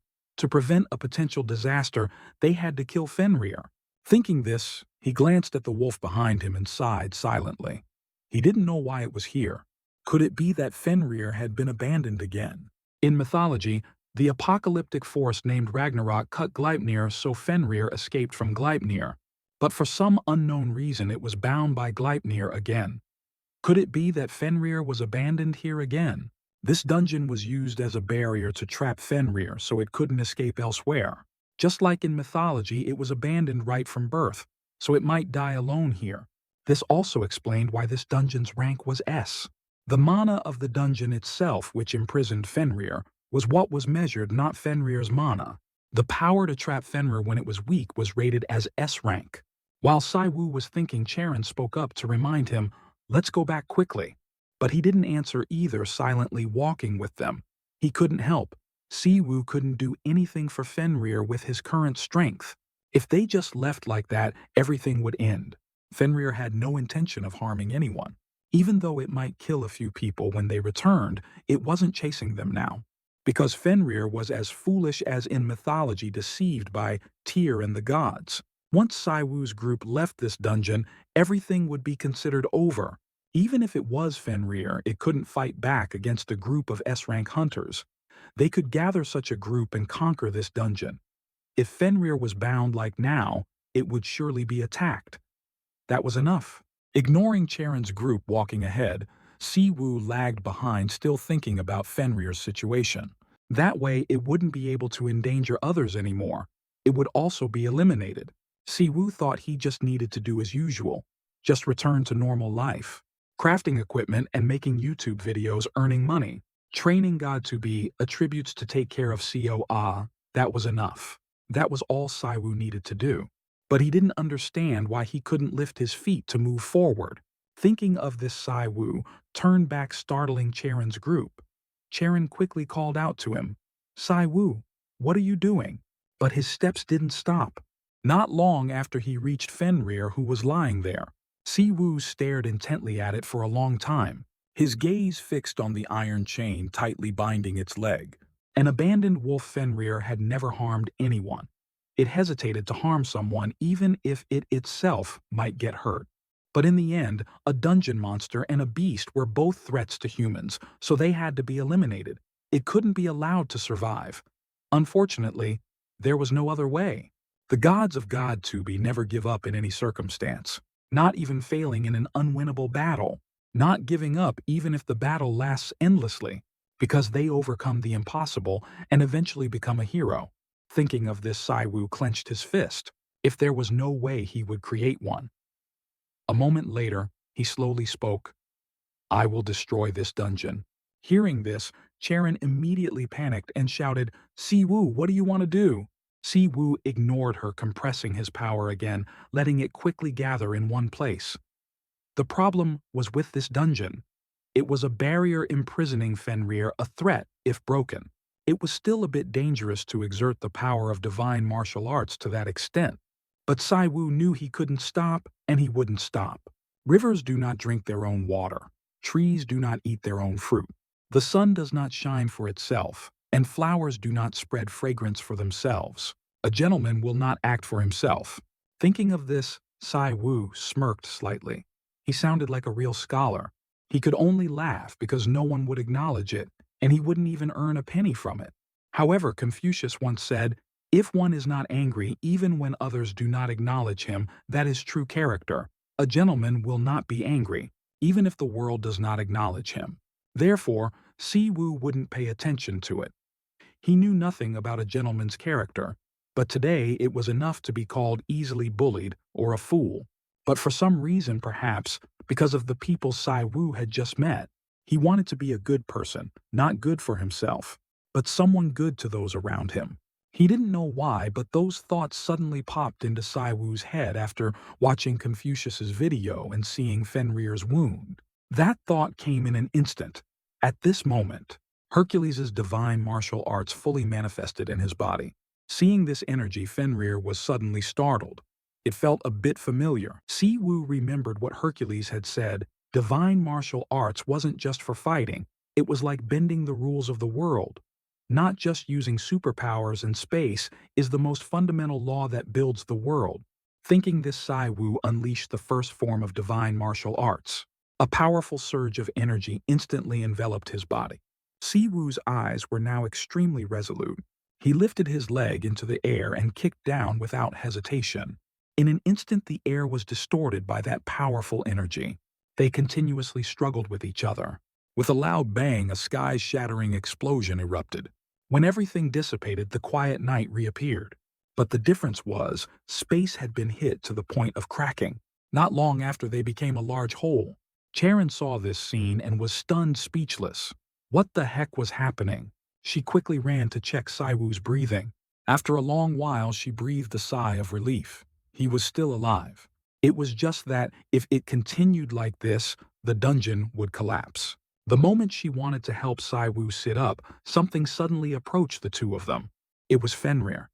It no longer had a fierce appearance, just stood there quietly looking at the two of them. Charon looked up at it, then looked at the person lying in her arms. She knew Siwu wasn't a fake awakened without attributes, since she saw him in the Black Pearl dungeon. But she didn't think he had such terrifying power, to be able to collapse an entire dungeon. However, now was not the time to be impressed. Charon quickly helped Siwu up. She glanced behind her, a hint of hesitation in her eyes. Fenrir was still standing there. It seemed to want to go with the two of them, but Charon had no way to get it out of there. She could only take Siwu and leave before this dungeon completely collapsed. A few days later, Siwu finally woke up. The first thought after opening his eyes was that he was actually still alive. Siwu sat up from the bed. Looking around, he knew he was in the VIP room of SH Hospital. While he was thinking, Charon's voice suddenly rang out, "Are you okay?" Siwu was immediately startled. His thoughts interrupted. He asked in panic, "Why are you here?" Charon calmly replied, "As you can see, I'm also a patient. Are you uncomfortable?" Siwu sighed helplessly. "Of course. If it were you, would you be comfortable? Who wouldn't like to be with a beautiful girl?" "Oh, wait a minute. Confucius once said after the age of 7, men and women should not sleep together. What was that about men and women maintaining distance? So, how are you here?" Siwu suddenly realized his thoughts were going in the wrong direction. Beauty really is a curse. At this moment, Charon spoke again. "Don't you want to know what happened?" Siwu calmly replied, "Before the dungeon collapsed, Ms. Charon took me out after I fainted, and after much treatment I woke up. Am I right?" His words made Charon seem like she was muted. The words she wanted to say were swallowed back. Seeing her reaction, Siwu couldn't help but wonder, did I say it too correctly so she didn't like it? Siwu even thought Charon wouldn't answer. She suddenly spoke, "Just as you said, the dungeon collapsed. In the end, it was considered a successful raid." Hearing this, Siwu asked doubtfully again, "What happened to Fenrir?" Charon gently shook her head and replied, "I don't know anymore. If you're talking about that wolf, I saw it go somewhere." Siwu then breathed a sigh of relief. Because the dungeon considered Fenrir's prison had collapsed, luckily, it could return to the divine realm safely. Right at this moment, Charon continued, "Currently, I haven't revealed what happened in the dungeon. I also asked my teammates to keep quiet. The official announcement is that we are the ones who conquered the dungeon." She said if he wanted to correct it, she would do it. Siwu frowned after listening. You mean you'll correct it to say I'm the one who conquered it? Charon nodded slightly. That's right. Sai Wu smiled without thinking and said, just let her be the one who conquered it. Charon was a bit surprised and asked doubtfully, is there a reason why you're hiding your strength? Hiding strength. Me. Siwoo looked at her in panic, scratching his head shyly. No, if there's a problem, I can't be a YouTuber anymore. Hearing this, Charon didn't know what to say. She thought it was for some noble reason, but it was for money. She didn't understand. Smiling unconsciously, Siwoo continued, based on the situation, it's necessary for the SH group to be recognized as the conqueror of the S-rank dungeon. That's why I want you to be the one who conquers it. Charon was a bit hesitant. She wanted to say something but couldn't. Siwoo guessed she was doubting her abilities, worrying if announcing it like that would be okay. Thinking this, Siwoo encouraged her. This dungeon was just too special. Miss Charon is perfectly capable of raiding an S-rank dungeon. Charon looked up at him, pursed her lips, and asked, are you comforting me? Siwoo gently shook his head and calmly replied, I'm just telling the truth. The atmosphere instantly fell silent again. A moment later, Charon smiled and said, thank you. Shrugging indifferently, Siwoo pouted and said, that's enough. Is that what you wanted to say? Charon hesitated for a moment before speaking. I want to ask one more thing. Do you want to work with me? A moment later, only Siwoo remained in the room. He scrolled through his phone because he had just discovered something crazy. His attributes from the gods had just increased suddenly, and moreover, they had increased a lot, especially superpower. Normally, it only increased by 0.3% or 0.4% per day, but it had just increased by 13%. And divine martial arts only increased by 0.01% per week, but now it had increased by 9.3%. Could it be thanks to the dragon subduing strike? Until now, all Siwoo posted on YouTube was destroying dungeons. But what Siwoo destroyed this time was the dungeon space. Because the dungeon collapsed on its own, he ended up like this. Just like when he confronted Black Troll, he fainted as soon as he used his power. Compared to the Siwoo of the past, being able to use divine martial arts was already a big step forward. When would he be able to use it completely? Siwoo just wanted to try it once. Who would have thought Charon would agree immediately? The next day, Charon was picked up by her assistant's car. She told him to take her to Chairman Han's place. She sat silently in the back seat without saying a word. Conversely, the assistant said cheerfully, thank you for your efforts in this raid. The chairman is also very happy. She just nodded indifferently. But the assistant continued to ask, what did Mr. Siwoo say? These words slightly startled Charon. Seeing she didn't answer, the assistant continued to ask, did he refuse again? Charon sighed helplessly. That's right. Chuckling softly, Min-jae asked doubtfully, what did he say this time? Charon looked out the window, clicked her tongue, and sighed. He said something about a gentleman only working alone, not in a group. On the other hand, Siwoo also said only chickens form gangs. These arrogant words left Min-jae speechless. Chuckling softly, Charon continued, that's why compared to being colleagues or teammates, he said he would occasionally cooperate like this time. Siwoo also asked if Charon wanted to learn swordsmanship. Hearing this, Min-jae was a bit surprised. Wait, does that mean Siwoo will teach her swordsmanship? He admits he has special abilities, but isn't he a D rank? Awakened, smiling unconsciously, Charon said cheerfully, that's why I said I'll give it a try. Min-jae asked doubtfully again. So the reason they came to see you, Chairman, is, I think I have to pay the tutor's fee. Charon replied indifferently, leaving Min-jae speechless on the spot. In the afternoon at the SH Group's hospital, Siwoo was outside the premises looking at his phone. He was trying to find which god was suitable to learn from and teach Charon, but he didn't know which one was good. Siwoo was considering several people, including King Xiangyu's heaven-breaking divine sword, dragon-slaying sword skill of Dragon Slayer Siegfried. There was also the founder of the Wudang sect Zhang Sanfeng's Tai Chi sword. Siwoo thought these three sword skills would suit Charon. Among these three, there would surely be a sword skill Charon liked best. He should show them to her and let her choose. Siwoo would have to pay a membership fee, but it wasn't very important. Besides 10 billion won from now on, he would also receive a monthly tutoring fee. Thinking this, Siwoo decided to check the membership fee. He quickly pressed to look, but when he saw the number, his expression became a bit unsightly. And yet the membership fee was 2 billion. Why was it so expensive? Confucius's channel only cost 1 billion, but this was even more expensive. Impossible. The last time Siwoo checked, it only cost 100 million. Why had it increased to 2 billion today? Siwoo realized something extremely crazy. It meant that as the number of channels he subscribed to increased, the membership fee would also increase. So that meant next time it would be 3 billion, or maybe 4 billion, perhaps even more. If it kept increasing like this, he couldn't choose all three. Siwoo sighed helplessly. Even if it increased by 1 billion, the total membership fee was already 9 billion. He could subscribe once and cancel, but whether he could do that after subscribing was the issue. It meant Siwoo had to pay 9 billion every month, but if he didn't pay, it would automatically cancel, even if he only chose one sword technique to teach Charon. The membership fee Siwoo would join also increased because the channels he subscribed to accumulated. No matter how much money Siwoo earned, he never felt it was enough. Oh life! Why was it so unfair? While Siwoo was frowning and clutching his head, he suddenly discovered something. The energy and sensation he just felt did not belong to a human.